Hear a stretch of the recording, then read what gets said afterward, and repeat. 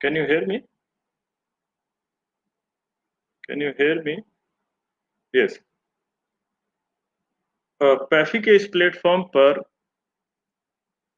मुझे अपने विचार साझा करने के का जो अवसर मिला है उसके लिए मैं बहुत बहुत आभारी हूँ पैफी का। पैफी बहुत अच्छा काम कर रही है। चलिए अपनी बात शुरू करते हैं वाडा से रिलेटेड। कैसे वाडा स्ट्रगल कर रही है। अपनी बात शुरू करने से पहले मैं आप लोगों को एक ऑप्शन देता हूँ। अगर मैं आप लोगों को कहूँ कि मैंने एक दवाई बनाई है और वो दवाई ऐसी है कि आप उससे पकड़े नहीं जाएंगे, तो कितने परसेंट आप लोगों में से लेने चाहेंगे? मैं यकीनन मानता हूं आप लोग जो सुन रहे हैं टीचर्स हैं, अगर ये ऑप्शन खिलाड़ी को दी जाए तो खिलाड़ी का क्या रवैया रहेगा आप खुद सोचेगा। और जब यही ऑप्शंस एक बारी 2012 में 198 ओलंपिक लेवल के जब पावर एथलीट्स को दी गई, ऑप्शन देखिएगा कि अगर आपको बैन सब्सटेंस दिया जाए और आपको दो गारंटी दी जाए कि आप पकड़े नहीं जाएंगे अगर इस दवाई को लेते हैं, और यूल गोइंग टू विन, और आप जीतेंगे, तो आप हैरान रह जाएंगे। 198 में से 198 ओलंपिक लेवल के एथलीट में से मात्र 3 ने कहा कि नहीं लेंगे। ये शोध, ये रिसर्च क्या साबित करती है कि दवाइयों को लेने का जुनून इंटरनेशनल लेवल, नेशनल लेवल, हर लेवल पे इतना ज्यादा है कि हम अंदाजा भी नहीं लगा सकते। आप एक सिनेरियो देखिए कि एक लड़का जो एक हरियाणा पुलिस या किसी पुलिस में कांस्टेबल के पद के लिए स्ट्रगल कर रहा है, कांस्टेबल भर्ती नहीं हो पाता, और वो लगातार स्पोर्ट्स के लिए खेल रहा है, प्रिपेयर कर रहा है, और उसे ये ऑप्शन दी जाए और उसे यूं पता है अगर मैं दवाई ले लूं और मेरी परफॉर्मेंस आ जाए तो शायद मैं ओवरनाइट एक स्टार बन जाऊं, करोड़ों रुपए मिलेंगे, शायद डीएसपी की नौकरी में बहुत सारी चीजें मिलेंगी। मैं इन इनाम का विरोधी नहीं हूं, पर इसके कुछ एक साइड इफेक्ट्स हैं। चलिए इस सवाल को थोड़ा घुमा देते हैं, घुमा के बात करते हैं। जब इसी सवाल को थोड़ा घुमा के पूछा गया कि अगर मैं आपको एक और बैन सब्सटेंस दूं और कहूं कि गारंटी देता हूं कि आप पकड़े नहीं जाएंगे, और आप आने वाले 5 साल तक आप हर कंपटीशन को जीतेंगे, आने वाले 5 साल तक आप हर कंपटीशन को जीतेंगे, पर पर 5 साल के बाद आप मर जाएंगे, तो यकीन मानिए कि आपके अंदाजे से जो मेरी बात सुन रहे हैं कितने लोग सोचेंगे कि वो लेंगे सब। मैंने आपसे अपनी बात शुरू करने से पहले एक चीज कही थी कि दवाइयों को लेने का जुनून इतना ज्यादा है, इतना ज्यादा है कि आप सोच भी नहीं सकते। जब आंसर देखेंगे आप हैरान रह जाएंगे। ये जो 198 एथलीट थे, इनमें से मात्र मात्र 50% से कम ने कहा कि हम नहीं लेंगे, 50% से ज्यादा ने कहा दे दो कोई समस्या नहीं, 5 साल चैंपियन बन के जी लेंगे, पर दवाई ले लेंगे 5 साल तक, उसके बाद मर जाएं कोई टेंशन। तो देखिएगा, दवाई लेने के लिए एथलीट मरने के लिए भी तैयार। तो ये दवाइयों के खिलाफ लड़ाई इतनी आसान नहीं है जितनी हम लोग सोचते हैं। चलिए थोड़ा सा 2-4 स्लाइड कुछ एक बैकग्राउंड के बारे में बात करते हैं, कैसे शुरू हुई, तो ज्यादा समय उस पर नहीं लगा। एक बहुत बेहतरीन एग्जाम्पल है 1904 ओलंपिक मैराथन। ब्रिटिश अमेरिकन थे थॉमस जे हिक, सेंट लुइस के अंदर मैराथन हुई थी, और उस समय मैराथन की जो दूरी थी 24.85 माइल होती थी। 1912 के अंदर इसको 26 माइल फिक्स किया गया था। उससे पहले की जो दूरी थी वो थी 24.85 माइल। देखिएगा दिन कैसा था, वो दिन था 90% ह्यूमिडिटी थी, 32 डिग्री टेम्परेचर था, और उस ट्रैक के ऊपर धूल उड़ रही थी, गाड़ियां चल रही थी, जो जो उसके साथ में पेस मेकर की गाड़ियां थी, वो पूरी तरह धूल उड़ रही थी, कच्चा रास्ता। और आप देखेगा इस रेस को 32 लोगों ने शुरू किया था और मात्र 14 लोग उसे फिनिश कर पाए। ये जो जनाब थे जिन्होंने थॉमस हिक्स साहब, इन्होंने ये रेस जीती थी, इनके साथ साथ एक गाड़ी में इनके डॉक्टर चार्ल्स लूकस और इनका ट्रेनर चल रहा। जब 10 माइल रह गए तो इसने इसे बहुत अनईजी महसूस हुआ। तो उस समय एक और प्रचलन था, ये काफी देर तक रहा कि रेस के बीच में पानी पीने की इजाजत नहीं हुई, तो उसे वो बहुत अनईजी फील कर रहा था। तो जब उस समय में उन्हें एक स्पंज दिया गया, एक डिस्टिल वाटर का स्पंज दिया गया कि उससे वो अपना मुंह साफ कर ले और थोड़ा सा जो उसी स्पंज से जो लिक्विड मिल सकता वो ले सकते। और उसके बाद उसने रेस जारी रखी। जब 7 माइल रह गए, उसने वो फिर अनईजी हुआ और उसने कहा कि नहीं, मैं नहीं दौड़ पाऊंगा, मेरे शरीर में ताकत नहीं। तब उसके डॉक्टर ने क्या किया, 1 मिलीग्राम सिट्रिसिन सल्फेट और एग व्हाइट को मिला के, एक एग व्हाइट को मिलाकर उसे दिया और उसने वो पी लिया। अब ये देखेंगे सिट्रिसिन सल्फेट होता क्या है, आप सुन के हैरान रह जाएंगे। ये रेड पॉइजन होता है, चूहों के मारने के काम आता है। अगर इसको थोड़ी मात्रा में दिया जाए, ये स्टिमुलेंट का काम करता है। अब देखिए इस रेस, जैसे जैसे रेस आगे बढ़ी, इस रेस के अंदर जब 2 मील रह गए, तो इस और 2 मील रह गए तो उसे इल्यूजन हुआ कि मेरे को अभी 20 मील रहे थे। वो जोर जोर से चिल्लाने लगा, मेरे से दौड़ा नहीं जा रहा, 20 मील की रेस और पड़ी है, 20 मील की रेस और पड़ी है। तब उसके डॉक्टर ने 1 mg सिट्रिसिन, 2 एग व्हाइट और एक शॉट ब्रांडी, ये सब चीजें मिला के दी और उसके प्रकार उसके बाद वो रेस अपनी पूरी कर पाया। और अगर ये चित्र देखेंगे कि वो कैसे, ये चित्र है, अगर आप इसे देखें कि ये कैसे जब वो रेस के बाद फिनिशिंग में उसे खड़ा नहीं हुआ जा रहा था, उसे साथ में पकड़ के ले जाया गया, उसके साथी, उसका डॉक्टर, उसका ट्रेनर उसे पकड़ के ले जाया। चलिए, अगर इस सिलसिले में एक ऐसे कंट्री की बात ना की जाए तो अधूरी है। दुनिया को जो ड्रग्स का ज्ञान दिया, जो सब चीज दी, वो एक कंट्री की बदौलत है, दैट वाज ईस्ट जर्मनी। क्या हुआ, चलिए थोड़ी सी इसकी बात करते हैं। एक ऐसा कंट्री, मात्र पॉपुलेशन 16 मिलियन, अगर आंकड़े देखें, 1968 के मैक्सिको ओलंपिक गेम में इस कंट्री ने 9 गोल्ड जीते। अब देखना दुनिया कैसे बदलते हैं। 72 के अंदर इनके 20 गोल्ड थे, 1972 ओलंपिक में 20 गोल्ड। 1976 ओलंपिक गेम्स के अंदर, मॉन्ट्रियल ओलंपिक्स गेम्स में ईस्ट जर्मनी ने 40 गोल्ड मेडल जीते, देखिए। और उसके बाद देखे 1980 के जो ओलंपिक्स गेम हुए थे, उसमें ईस्ट जर्मनी की लड़कियों ने 13 में से 11 स्विमिंग के इवेंट जीते थे और वर्ल्ड रिकॉर्ड बनाया। दुनिया अचंभित थी कि ईस्ट जर्मनी ने ऐसी परफॉर्मेंस कैसे दी। और उसके बाद आप देखेंगे आने वाले जो ओलंपिक्स गेम्स थे, मॉन्ट्रियल था, उसके बाद मॉस्को था और उसके बाद सियोल के अंदर, अगर आप मेडल टैली को देखें तो ये रशिया के बाद हमेशा नंबर 2 पर रहे। रशिया के बाद हमेशा नंबर 2 पर। ये मेडल टैली देखिए, 88। अगर सियोल ओलंपिक्स की देखो तो ईस्ट जर्मनी के पास 102 मेडल थे और ये मेडल टैली में दूसरे नंबर। दुनिया को यूं लगा कि ईस्ट जर्मनी ने बहुत सारी अपनी साइंसेज में, सब चीजों पे तरक्की की। और उसने एक ऐसा भ्रम फैलाया ईस्ट जर्मनी ने कि दुनिया भर से स्पोर्ट्स साइंटिस्ट को इनवाइट किया, कोचिज को इनवाइट किया कि, और दुनिया में ये फैलाया कि हमने अपनी स्पोर्ट्स साइंसेज को बहुत बेहतर तरीके से साइंटिफिकली मॉडिफाई किया, हमने बहुत सारी इन्वेंशन की है। तो इसीलिए हिंदुस्तान से भी और दुनिया के कोने कोने से बहुत सारे coaches of physical education teacher वहां गए कोचिंग लेने के लिए। आप यकीन मानिए, मैं बहुत से इंटरेक्ट किया उन लोगों को जो यहाँ से जाते थे, जो एक मेन इंस्टीट्यूशन था उससे बहुत दूर रखा जाता था, उससे कोई एक्सेस नहीं दी जाती थी। तो ये जो सब ईस्ट जर्मनी कर रहा था, ये मात्र एक आई वॉश था, मात्र एक आई वॉश था। असल में जर्मनी क्या कर रहा था, ईस्ट जर्मनी ने इस प्रोग्राम के लिए 10,000 एथलीट्स को रिक्रूट किया। 10,000 छोटे एथलीट्स, छोटे टैलेंटेड बॉयज होने लगे, बॉयज उन्हें रिक्रूट किया। और अगली चीज देखेगा, आप हैरान रह जाएंगे, इस प्रोजेक्ट के लिए उन्होंने 1,500 स्पोर्ट्स साइंस रिसर्चर, दोबारा देखिए, sports science researcher, 1,500 sports science researchers को रिक्रूट किया।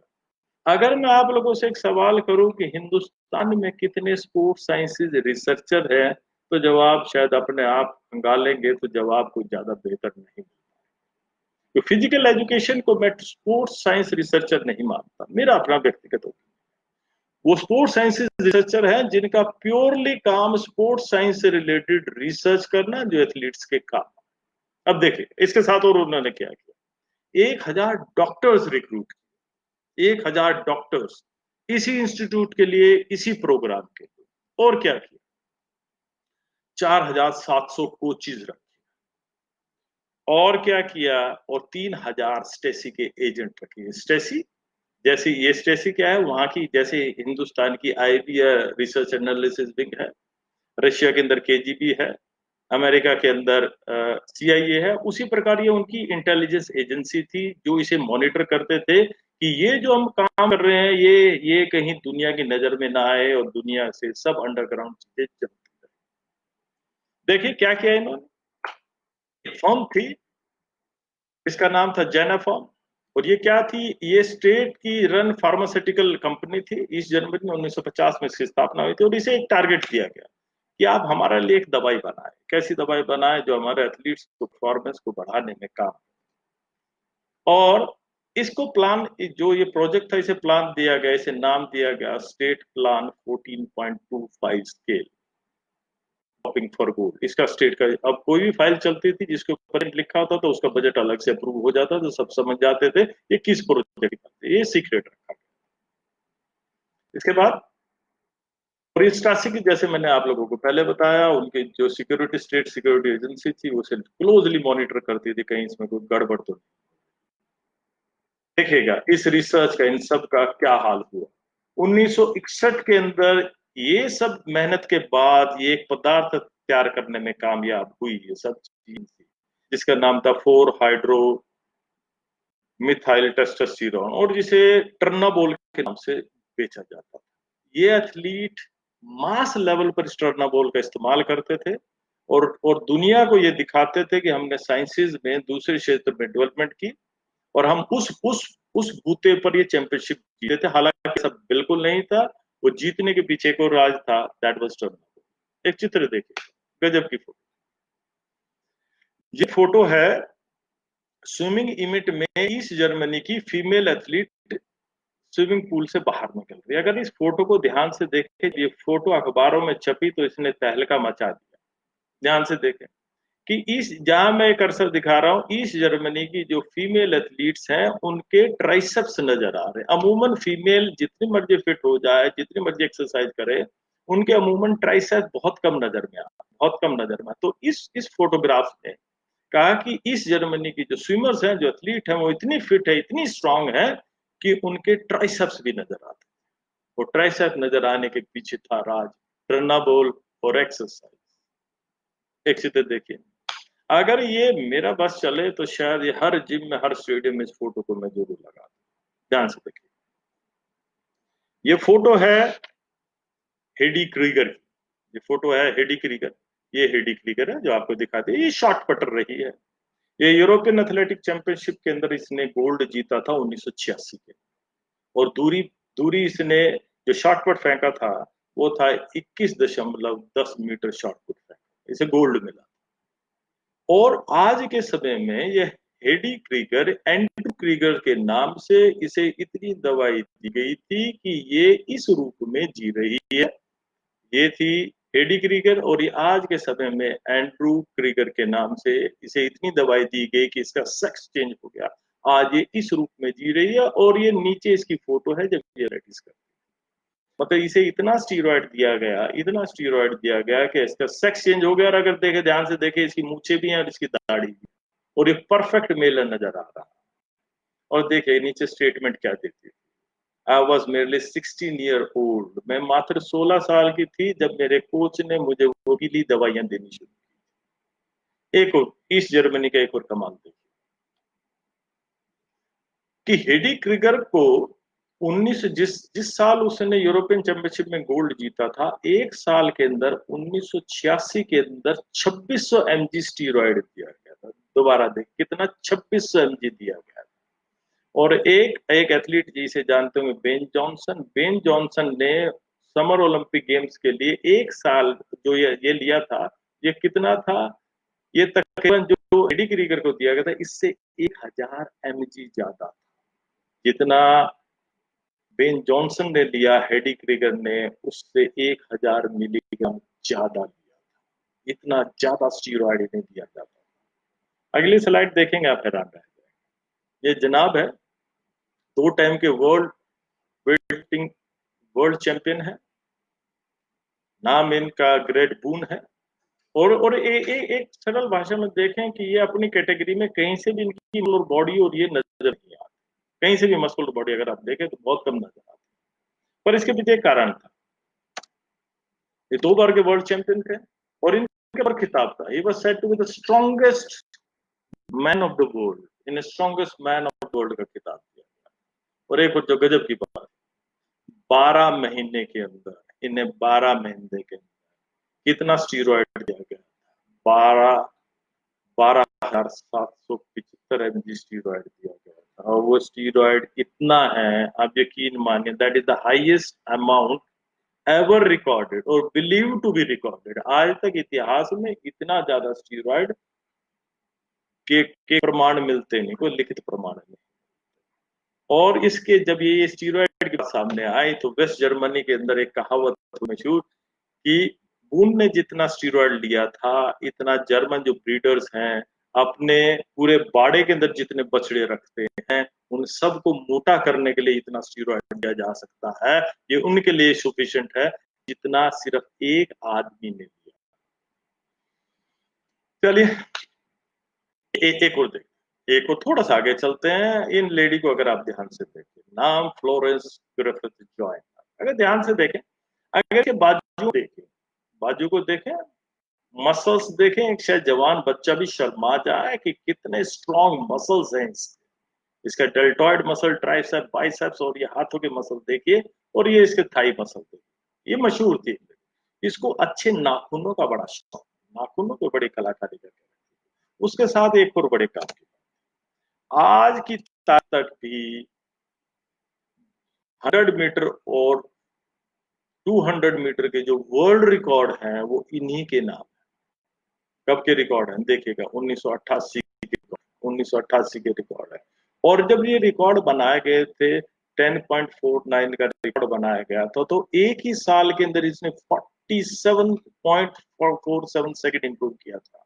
और जब 200 मीटर का रिकॉर्ड बनाया था और उस साल 21:34 का रिकॉर्ड बनाया था, और यकीन मानना ये रिकॉर्ड आज तक है, आज तक कभी ये रिकॉर्ड नहीं टूटे।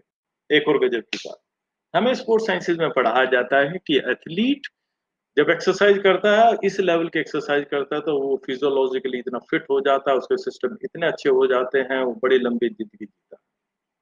और आप सुन के हैरान होंगे, फ्लोरेंस ग्रिफिथ जॉयनर एक दिन रात को सोई और ये उठी नहीं। She died due to brain haemorrhage in a quite young age. बाद में बहुत सारी स्पेकुलेशंस आई कि ये स्टीरॉइड्स। एक और देखिए, दुनिया की सबसे बदनाम रेस 1988 की सियोल ओलंपिक्स की 100 मीटर फाइनल, सबसे बदनाम रेस। 8 एथलीट दौड़ रहे थे और उन 8 एथलीट में से नंबर 4 लेन और नंबर फर्स्ट लेन का जो एथलीट था, सिर्फ ये क्लीन थे। बाकी सब जो एथलीट थे उन्हें वो कभी ना कभी डॉप में पकड़े गए थे या उन्होंने कभी डॉप किया। उसमें कार्ल लुइस भी शामिल। एक और चेहरा देखिए, जो एथलेटिक्स को कवर करते हैं, एथलेट्स को जानते हैं और इस चेहरे को जरूर पहचान। ये है मैरियन जोन्स, 2000 सिडनी ओलंपिक्स के 5 मेडल जीतने वाली पहली महिला एथलीट। 3 गोल्ड जीते, 100 मीटर, 200 मीटर और 4x400 मीटर का गोल्ड जीता। 2 ब्राउन्स जीते, 4x100 मीटर रिले और लॉन्ग जंप के अंदर ब्राउन्स जीता। 5 गोल्ड मेडल जीते इस लेडीज 2000 में। अब देखिएगा, 2007 में इस लेडी ने खुलासा किया, एक कंपनी है BALCO, bay area laboratories cooperative, इसके एक ओनर है विक्टर कनेक्ट, ये इसके ओनर है। और इन्होंने इन्होंने विक्टर कनेक्ट और इन्होंने मेरियन जोन्स की फोटो रखी, उसके ऑटोग्राफ। और इनकी कंपनी के पास एक केमिस्ट थे जिसका नाम था पैट्रिक आर्नोल्ड। ये जो पैट्रिक आर्नोल्ड केमिस्ट था, इसकी फर्म के कंपनी ने, इसने मेहनत करके इन्वेंशन करके दवाई बनाई। और दवाई वो क्या थी, आप देखिएगा। वाडा की स्थापना अगर देखे तो 10 नवंबर 1999 में हुई थी। मैरियन जोन्स का उसके पूरे करियर में 160 बार टेस्ट हुआ। आप सुन के हैरान रह जाएंगे, 160 बारी वाडा ने मैरियन जोन को टेस्ट किया। पर वो एक भी बारी पकड़ी नहीं गई। ये दवाई ऐसी आई थी पैट्रिक आर्नोल्ड, थी क्या ये? और ये दवाई थी कि उसने एक दिन 2060 अक्टूबर के अंदर उसने कहा कि उसने दुनिया का मीडिया बुलाया, उसने कहा कि मैं आप लोगों के सामने कुछ कन्फेस करना चाहता हूँ। तब उसने बताया कि मैं एक दवाई लेती थी टेट्रा हाइड्रोजेस्टिनोन, जो द क्लियर के नाम से आती थी, और कौन बनाती थी? बैल को बनाती थी, ये कंपनी बनाती थी। इस कंपनी के द्वारा बनाई दवाई लेती थी, मैं क्लीन नहीं थी, मैंने मैंने दुनिया से झूठ बोला। और इस दुनिया की ये दवाई बनती थी, इस दवाई के जो क्लाइंट थे सारे अमेरिका और यूरोप के अंदर, इस दवाई के, इस कंपनी के क्लाइंट थे, वो लेते थे दवाई यहाँ से। और ये बैल को उन सभी को इस दवाई के इस्तेमाल करी और ये पकड़ी थी। थोड़ा और आगे बढ़, अगर दुनिया आप आगे समय में डॉपिंग के बारे में कुछ जानना चाहते तो इस शख्स को फॉलो करना शुरू करें। यह होजे स्टिपलेट, एक अनकवर जर्नलिस्ट है जर्मनी से, और जर्मनी ब्रॉडकास्टिंग एजेंसी WDR के लिए काम करता है। इस आदमी ने वाडा को जितनी स्लीपलेस नाइट दी है, जितना परेशान वाडा रशिया को किया है, इसने किया है। अगर रशिया आज डॉपिंग के कारण किसी भी कंपटीशन में पार्टिसिपेट नहीं करा रहा तो सिर्फ इस आदमी के कारण नहीं कर। देखिएगा, सोची ओलंपिक गेम हुए थे, सोची विंटर ओलंपिक गेम के कुछ दिन पहले इसने 5 फरवरी 2011 को एक डॉक्यूमेंट्री दिखाई। उस डॉक्यूमेंट्री के अंदर क्या दिखाया, उसने दुनिया को हिला दिया। जो डॉक्यूमेंट्री क्या थी?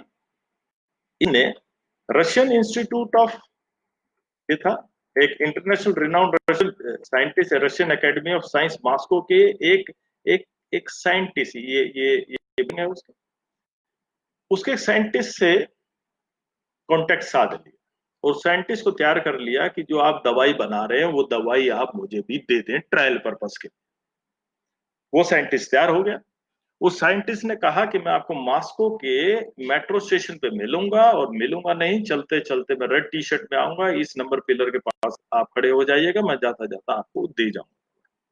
ये वहां खड़ा हो गया और होजे स्टिपलेट ने क्या किया, सबकी वीडियोग्राफी कर, सब जो टेप, जो कन्वर्सेशन थी और जो दवाई ली थी, सब चीजों की वीडियोग्राफी की। और जब ये वीडियोग्राफी की तो उसके अंदर जब ये मॉस्को स्टेशन के ऊपर जब इसने दवाई दी, जब उस दवाई को खोल के देखा, ये हैरान रह गया। इसमें 2 छोटे चीनी के दाने थे, 2 छोटे से, बहुत छोटे से दाने थे। ये बड़ा हैरान था, ये क्या था, और वो दे के चुपचाप चला गया। ये उस दवाई को लेकर पहुंचा एक जर्मन की जो सबसे एडवांस यूनिवर्सिटी की एंटी डोपिंग लैब है, उनसी लैब थी स्पोर्ट्स यूनिवर्सिटी ऑफ कोलोगन, यहाँ पहुंचा और उसे एनालाइज करा कि ये बताएं ये पदार्थ है क्या, ये पदार्थ है क्या। और जैसे कि मैंने आप लोगों को पहले भी बताया, ये सब चीजों की वीडियोग्राफी कर रहा था। अब ये कर रहा था तो जब इन्होंने एनालिसिस किया उस पदार्थ के बारे में, तो पता लगाया ये क्या था। ये पदार्थ था modified full size mechano growth hormone, MGH था, उसे सिंथेटिकली मॉडिफाई कर लिया था। और ये हार्मोन क्या कर सकता था, आप देख हैरान रह गए। आपकी इसकी सिंगल मस्कुलर डोज अगर दी जाए, इंट्रामस्कुलर दी जाए, तो ये 3 वीक में आपके मसल के फाइबर के क्रॉस सेक्शन को 25% तक बढ़ा सकता है। और ये आपको जो मैं चित्र दिखा रहा हूं, ये कुछ ऐसा बनाने में भी काबिल है अगर आप ये हार्मोन लेते हैं, जो दवाई बनाई। और आप एक सुन के हैरान होंगे, ये होजे ने जब दोबारा उस साइंटिस्ट से मिला तो साइंटिस्ट ने कहा कि मैं आपको मैकेनो ग्रोथ हार्मोन जो मैंने मॉडिफाई किया है मेरे लैब में, उसकी 100 mg की डोज दूंगा पर $1 लाख दूंगा। ये काम इतना आसान नहीं है, यकीन। ये डॉपिंग जो करते हैं, जो नई रिसर्चेज होती हैं, तो उसके पूरा अमाउंट वसूला जाता है। तो $1 लाख मांगे और ये सारी डॉक्यूमेंट्री बनाकर उसने टीवी पर दिखा। ये सब हुआ तो तहलका मच गया रशिया के, रशिया के अंदर जब तहलका मचा। और एक और चीज कही कि जो रशियन साइंटिस्ट था, ये जो बायोलॉजी का प्रोफेसर था, ये उस दवाई को 2010 से बेच रहा था। पकड़े कब गए? 4 में। मतलब ये 4 वाडा या आईओसी एक हिसाब से 4-5 साल लेट थी। अगर होजे ना पकड़ता तो शायद ये और लंबा भी चलती रहे। चलिए, वाडा ने वाडा को पता चला 2015 के अंदर Russian state sponsored doping scandal चला रहे हैं, और उन्होंने 1500 अपने डिस्ट्रॉय किए, एथलेटिक फेडरेशन को बैन किया गया। कुछ एक काम की चीजें जो मुझे जो समय में देख रहा हूँ, समय के साथ साथ चलना है मुझे, तो थोड़ी चीजें मैं स्किप करूँ। ये देखिए, सेम होजे ने एक और डॉक्यूमेंट्री बनाई और उसको फिर जर्मन टेलीविजन एआरडी के ऊपर दिखाया। कब दिखाया? ये संडे टाइम्स के अंदर। ये कब दिखाया? 10 जुलाई 2016 को दिखाया। अगर आप इसके ट्विटर हैंडल पे जाएं तो ये सभी डॉक्यूमेंट्री वहां पर अवेलेबल है, आप वहां देख सकते। क्या देखा? कीनिया के अंदर एक प्लेस है which is known as high altitude training centre. उसे क्या कहा जाता है? High altitude, this is said to be the university of champions. इसे यूनिवर्सिटी ऑफ चैंपियन। होजे साहब वहां पहुंचे और उन्होंने देखा कि ये ट्रैक्स हैं वहां पर, और वहां हजारों की तादाद में कीनिया के, अफ्रीकन कंट्रीज के और दुनिया के और बहुत सारे देशों के लोग वहां पर आकर ट्रेनिंग करते हैं। जब इसने वहां पर गया और हिडन कैमरा से जो भी डॉक्यूमेंट्री बनाई तो ये हैरान रह गया। इस डॉक्यूमेंट्री के अंदर इसने दिखाया कि वहां पर ईपीओ के जो इंजेक्शन है, सिरिंज है, ये अलग अलग जगह, अलग अलग हॉस्टल्स में बिखरे पड़े मिले। उसके साथ इसने एक और इंप्रूव किया। देखिएगा, वो कहते हैं कि आवश्यकता की चीज की जननी रहती है। जब 1000 एथलीट थे, ईपीओ चाहिए, तो वहां एक एक नेटवर्क किया के अंदर तैयार हो गया। और नेटवर्क के अंदर 2 डॉक्टर वो स्पेशली डिजाइन ईपीओ डिजाइन करते हैं, उन्होंने तैयार करानी शुरू कर दी एथलीट को देने। और उसने क्या दिखाया कि जो 2 डॉक्टर्स ने वीडियो में दिखाया कि मोर देन 50 एथलीट्स को दिया है, जिसमें 3 ब्रिटिश भी हैं, उनको उनको गारंटी दी है कि 3 महीने के अंदर उनकी परफॉर्मेंस ड्रामेटिकली हो जाएगी और आप पकड़े भी नहीं जाएंगे। यहाँ एक और मैं बात बताता हूँ कि मात्र वाडा की 32 लैब है दुनिया के अंदर जो एक्रेडिटेड है, और रिसेंटली हमारी जो लैब थी दिल्ली की वो भी डिसएग्रीगेट हो गई थी, एक्रेडिटेशन उसकी खत्म हो गई थी मापदंड, क्योंकि उनके कुछ मापदंड है, उन मापदंड को, वाडा के मापदंड को हमारी लैब भी पूरी नहीं कर पाती। एक समस्या है कि जो अफ्रीकन कंट्रीज हैं, यहाँ पर पूरा समय जो डॉपिंग के जो ऑफ द कंपटीशन डॉपिंग है वो इतनी ज्यादा हो नहीं पाती, क्योंकि डॉप करना, इसका टेस्ट करना थोड़ा एक्सपेंसिव भी रहता है। चलिए आप ये देखेंगे, आप इन्हें जानते होंगे, मारिया शारापोवा। बड़े गजब के इनका एग्जाम्पल अगर देखें, बड़ा गजब का एग्जाम्पल है इनका। इनको मार्च 2016 के अंदर जब ऑस्ट्रेलियन ओपन खेल रही थे, उस समय मेल्डोनिया एक सब्सटेंस है, उससे पकड़ी गई थी। और देखे पकड़ी कैसे गई है, गजब की चीज देखने की, कि वाडा ने फरवरी 2016 में मेल्डोनियम को बैन किया था, और मार्च के अंदर इसे, मारिया शारापोवा को पता नहीं था कि मेल्डोनियम बैन हो चुकी है, और ये फिर भी मेल्डोनियम लेती रही, और अगले ही महीने जब इसका टेस्ट हुआ तो ये पकड़ी गई। और दुनिया में ऐसे बहुत सारे एथलीट्स हैं, नई नई इन्वेंशन, नई नई दवाइयां ऐसी ये लेते रहते हैं। और उसके बाद वर्ल्ड एंटी डोपिंग एजेंसी ने पाया कि आने वाले 124 जो जो थे मेल्डोनियम के जो पॉजिटिव केसेस पाए गए, मात्र 6 महीने के गैप के अंदर देखा कि दुनिया ले रही थी मेल्डोनियम, उन्हें पता था मेल्डोनियम से परफॉर्मेंस, पर उन्हें यूं नहीं पता था कि ये बैन कर। इनका नाम को देखिए, मैं जानता हूं कि आप सभी से इन्हें जानते हो। नाम लांस आर्मस्ट्रॉन्ग। एक दुनिया की सबसे, कहूं तो सबसे ज्यादा इंडोरेंस वाली रेस, टूर डी फ्रांस के लगातार 7 बार चैंपियन, लगातार 7 बार चैंपियन। और चैंपियन भी कब से कब तक? 1999 से लेकर 2005 तक लगातार चैंपियन रहे। और टूर डी फ्रांस एक ऐसी रेस है जो 23 दिन तक चलती है, और 21 दिन लगातार, आपको बीच में 2 दिन का रेस्ट मिलता है, 21 दिन तक लगातार आपको साइकिल चलानी पड़ती है। साइकिल वो इतनी है, इतनी हार्ड है कि ऐसा है कि 21 दिन लगातार आपको जैसे मैराथन रेस लगानी है, इतनी टायर्डनेस होती है। और उसका ये 7 बारी का लगातार का दिन। अब हुआ ये, एक इसके टीम वेट ने विसल ब्लोअर का काम किया, वाडा को बता दिया, मीडिया में बताया कि लाम आर्मस्ट्रांग मेरी टीम का सदस्य था और ये डॉप करता था। और 2013 में इसने तंग आकर, जब इसके पीछे सारी एजेंसी लगी, मीडिया के सामने आया, उसने बताया कि हाँ मैं डॉप करता था, और मैंने दुनिया का डॉपिंग का कोई भी ऐसा तरीका नहीं छोड़ा जो डॉपिंग के अंदर ना। मीडिया सुन के हैरान। कहता है कि मैंने मैंने अपने लैब में सैंपल चेंज कराना, डॉक्टरों से फॉल्स पॉजिटिव टेस्ट कराना, मैंने सारे काम किए। मैंने सारे काम किए। मैं इसका रिसेंटली एक इंटरव्यू देख रहा था। उस इंटरव्यू को देख के मैंने हैरान हुआ जब रिपोर्टर ने से पूछा कि अगर आपको अब कहा जाए कि आप डॉप लेंगे, तो इसका जवाब सुनिएगा। यूट्यूब पे इंटरव्यू है, इसका सुनिएगा। कहता अगर आज की तारीख में आप मुझसे पूछ रहे हैं कि डॉप लेना चाहिए, मैं कहूंगा नहीं लेना चाहिए। अगर यही सवाल आप 1999 में मुझसे पूछते तो मैं कहता हाँ लेना चाहिए। एक और इसने बड़ी गजब की बात उजागर की कि जब आप स्टार बन जाते हैं तो बहुत सारी जो कंपनियां हैं आपके ऊपर मिलियंस ऑफ डॉलर आपको इंडोर्स में आपको स्पॉन्सरशिप देती है। और जब उन कंपनियां भी वो आपको डोपिंग को हाइड करने में मदद करती है, क्योंकि उन कंपनियों को पता है मेरे करोड़ों रुपए इस एथलीट पर लगे हैं, स्पॉन्सरशिप पर लगे हैं। अगर ये स्पॉन्सरशिप डूब गई, अगर ये एथलीट डूब गया, डॉप में फंस गया, तो हमारे करोड़ों रुपए मारे जाएंगे। तो ये कंपनी अपने सीक्रेट फंड्स रखती हैं जो डॉपिंग को मैनेज कर, और उस डॉपिंग के मैनेजमेंट इसी केस के अंदर सामने आया था। और 2018 के अंदर इसने अपना केस सेटल कर लिया, $5 मिलियन यूएस गवर्नमेंट को देकर अपना केस सेटल किया। Lance Armstrong.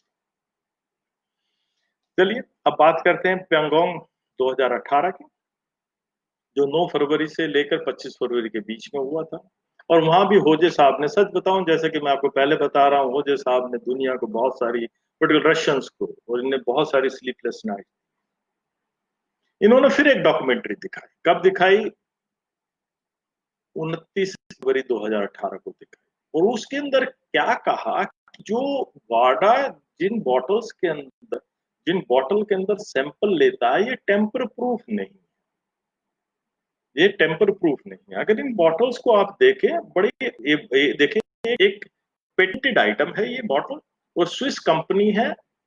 और वही वही एक स्पेशल जनरेशन जो ब्रैकेट किट बनाती है, जिनेवा की कंपनी ये बनाती है। और इसमें खास बात है, इस बॉटल में खास बात, अगर आप यहाँ देखें, इस बॉटल के अंदर ये जो प्लास्टिक है यहाँ नीचे, ये लॉक हो जाता है। जैसे आप टाइट करते हैं ये लॉक हो जाता है, ये खुलता नहीं। इस बॉटल को किसी भी प्रकार से कंटेमिनेटेड या इसको खोला नहीं जा सकता। एक बार सैंपल लेने के बाद अगर से सील कर दिया गया तो लॉक, यहाँ से लॉक हो जाता है, रिवर्स मूव नहीं करता, इसे खोला नहीं जा सकता। जब इसे खोलना होता है तो इसे खोलने के एक अलग तरीका है। इसके खोलने के लिए इसके ऊपर, इसकी सील के ऊपर रखकर हथौड़ा मारा जाता है, तब ये सील टूट के तब इसे खोला जाता है। होदे ने जो अपनी डॉक्यूमेंट्री में दिखाया कि इस बॉटल को उसने क्या किया, एक बॉटल ली, इसी कंपनी की एक बॉटल ली, उस बॉटल को बीच में से काटा, और उसको मैकेनिकली, जो इसका लॉक था, जो इसका अंदर जो कहा था पेटेंटेड आइटम है, कॉपी नहीं हो सकती, उसकी एक कॉपी तैयार करवाई, एक लैब में कॉपी तैयार कराई, जो एक मैकेनिकल इंजीनियर्स की मदद ली, उससे कॉपी तैयार कराई। और कॉपी तैयार कराकर चाइना से बात की, चाइना की एक फर्म से एक बॉटल बनवाई, और कहा कि उसकी कॉपी अगर मास प्रोडक्शन का उन्हें ऑर्डर दिया जाए तो सिर्फ मात्र 6 यूरो में एक ऐसी डुप्लीकेट बॉटल तैयार हो जाएगी। एक, उसने दो बॉटल दिखाई, एक तो ओरिजिनल बॉटल, एक डुप्लीकेट बॉटल। इन दोनों बॉटल्स को वाडा की सभी लैब में लेकर गया, और उन्होंने कहा कि आप मुझे ये बता दीजिए इसमें असली कौन सी और नकली कौन सी है।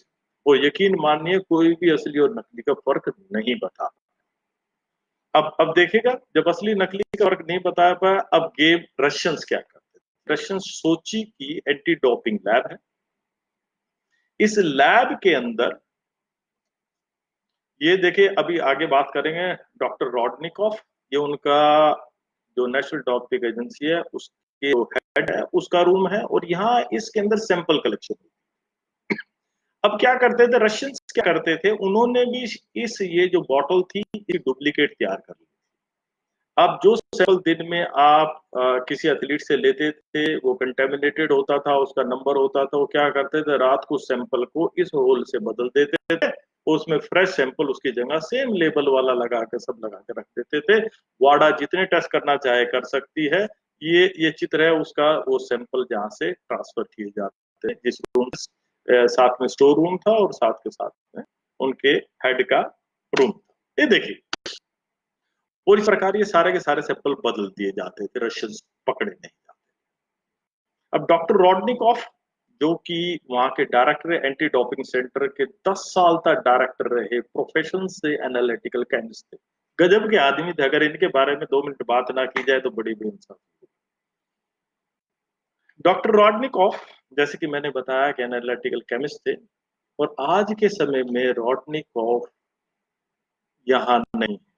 रॉडनिकॉफ इस समय सीआईए के साथ अमेरिका में किसी अनडिस्क्लोज डेस्टिनेशन के अंदर रहते हैं, और ये उन्होंने एक इंटरव्यू दिया था रॉडनिकॉफ में। क्या हुआ कि जब ये सब स्कैंडल आ रहा था, जब ये डॉक्यूमेंट्री आई कि पता चला रशिया एक स्टेट स्पॉन्सर्ड डॉपिंग प्रोग्राम चला रहा है, तो इसे लगा रॉडनिकॉफ को मैं फंस गया, तो इसने सीआईए से संपर्क किया चुपचाप। अब इसने एक और काम किया, अपनी लैब की हार्ड ड्राइव सारी कॉपी की और अपने साथ लिया, सीआईए से संपर्क किया और अमेरिका निकल गया। उसे पता था अगर रशिया में रहूंगा तो मारा जाऊंगा। दो इसके जो डिप्टी डायरेक्टर्स थे, आप सुन के हैरान रहेंगे, केजीबी बदनाम है किस काम के लिए? सस्पिशियस डेथ हो जाती है। सस्पिशियस डेथ कैसे? पता नहीं चलता, कोई एक्सीडेंट हो जाता है या जहर देने से साइलेंट किल से मरवा दिए। इसी प्रकार इसके दो डिप्टी डायरेक्टर मरवा दिए गए केजीबी ने, और आज भी केजीबी से ढूंढ रही है ये कहाँ है। देखिए इसने बड़े कमाल का काम किया। जैसे कि मैंने बताया कि ये पेशे से प्रोफेशनल, क्या नाम है, मैंने बताया कि एनालिटिकल केमिस्ट था। इसने ट्रायल एंड एरर करके 3 एनाबॉलिक स्टीरॉइड्स का, मेट्रानोल, ट्रनाबोल और ऑक्सीनोडोल, ये 3 एनाबॉलिक स्टीरॉइड्स एक और काम करता है। ये अपने ऊपर भी एक्सपेरिमेंट करता था और एथलीट्स पर भी एक्सपेरिमेंट करता था। इसने अपने इंटरव्यू में बताया कि मैं दवाइयों के ट्रायल एंड एरर के बहुत सालों साल ये रहा उस सैंपल्स के साथ, अलग अलग को मिक्स करता, फिर टेस्ट करता, फिर मिक्स करता, फिर परफॉर्मेंस से टेस्ट करता। वो सालों के ट्रायल एंड एरर से इन तीनों का एक ऐसा मिक्सचर तैयार किया, एक सर्टेन अमाउंट के अंदर ये मिलाने से मिक्सचर तैयार किया, और उसे अगर लेने की पद्धति बता दूं तो हैरान रह जाएंगे। मेन के लिए क्या किया जाता था, आदमी क्या करते थे, शिवास रीगल विस्की के अंदर इन तीनों का एक खास मात्रा के अंदर तैयार की जाती थी, वो मिलाया जाता था। औरतों के लिए मार्टिनी के अंदर वोदका है, मार्टिनी के अंदर मिलाया जाता था। और उसको लेने का क्या तरीका था, उसको लेने के लिए उसको खास अमाउंट में मिलाकर अपने मुंह में रखा जाता था, और मुंह के से सिर्फ मुंह के अंदर रखे उसे घुमाया जाता था। और जब मुंह में उसे घुमाते रहते थे, आफ्टर 30 सेकेंड के बाद जो सारा कंटेंट था उसे हम स्पिट बाहर थूक देते थे। इस 30 सेकेंड के दरमियान ही वो जो मेटाबॉलिक स्टीरॉइड थी वो बॉडी के अंदर एब्जॉर्ब हो जाती। और इस मेथड से उसने पाया कि जो डिटेक्शन विंडो है वो छोटी हो जाती है, ये दवाइयां पकड़ी नहीं। और ये सब चीजें उसने कब बताई? ये सब चीजें जब बताई जब वो सीआईए के पास चला गया, तब बताया उस इंटरव्यू के अंदर। उसने क्या कहा कि 1 मिलीग्राम स्टीरॉयड मिक्सचर में 1 मिलीलीटर एल्कोहल के अंदर मिलाता था, और इसकी खास एक रेशो रखती थी जो उसने कभी डिस्क्लोज नहीं, जिसकी वजह से पकड़े नहीं जाते। और उसे वहां के ऑफिशियल लैंग्वेज में दुचिश कहा जाता था, और उसी जब ये नाम लिया जाता था तो ये वही सैंपल ये बना के एथलीट्स को सप्लाई करता था, और रशियंस को लंबे टाइम तक ले रहे थे। और इसने एक गजब की स्टेटमेंट दी अपने इंटरव्यू में, कहा कि athletes are just like small children. Athletes, खिलाड़ी एक छोटे बच्चे की तरह होते हैं, उन्हें कुछ भी दे दो वो अपने मुंह में डाल देते, कुछ भी दे दो, कुछ का मतलब आप यकीन मानिए कुछ भी होता है। जैसे कहा कि होजे साहब ने एक डॉक्यूमेंट्री देखा, उससे 2 दिन बाद फिर एक डॉक्यूमेंट्री देखी। डॉक्यूमेंट्री ने वाडा के अंदर तहलका मचा दिया। रात ही सारी बॉटल्स उन्हें बदलनी पड़ी, जितनी सैंपल कलेक्शन की बॉटल्स थी पैंगोंग से, उन्हें सबको बदलना पड़ा। कारण क्या था? इसने इस डॉक्यूमेंट्री में क्या दिखाया कि ये जो बॉटल्स हैं, ये जो सैंपल कलेक्शन की बॉटल्स हैं, अगर इन बॉटल्स को हम फ्रीजर्स में -72 टेम्परेचर के ऊपर 72 घंटे तक रख दें, तो ये सामने इस डॉक्यूमेंट्री में दिखाया 20 बॉटल इसने रखी, 20 में से 12 बॉटल अपने आप ही खुल गई। 12 बॉटल्स अपने आप ही खुल जाती है, मतलब कि उसके अंदर अडल्ट्रेशन पॉसिबल है।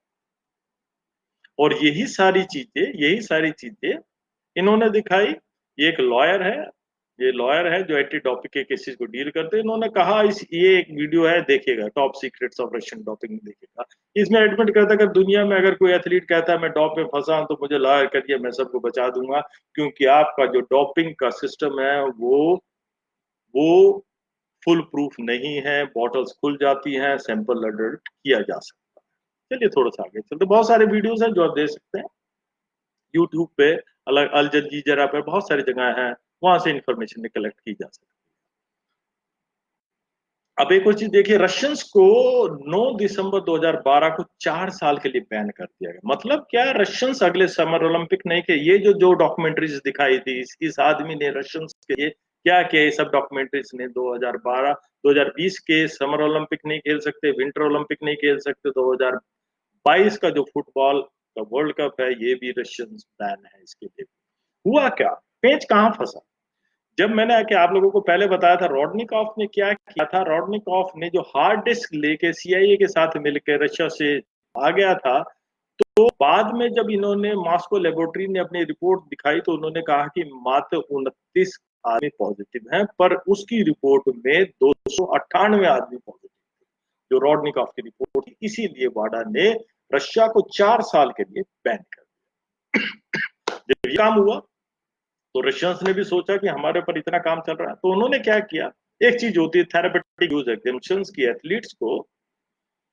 एथलीट्स को मौका दिया जाता है कि वो मेडिकल कारण से स्टीरॉइड्स ले सकते।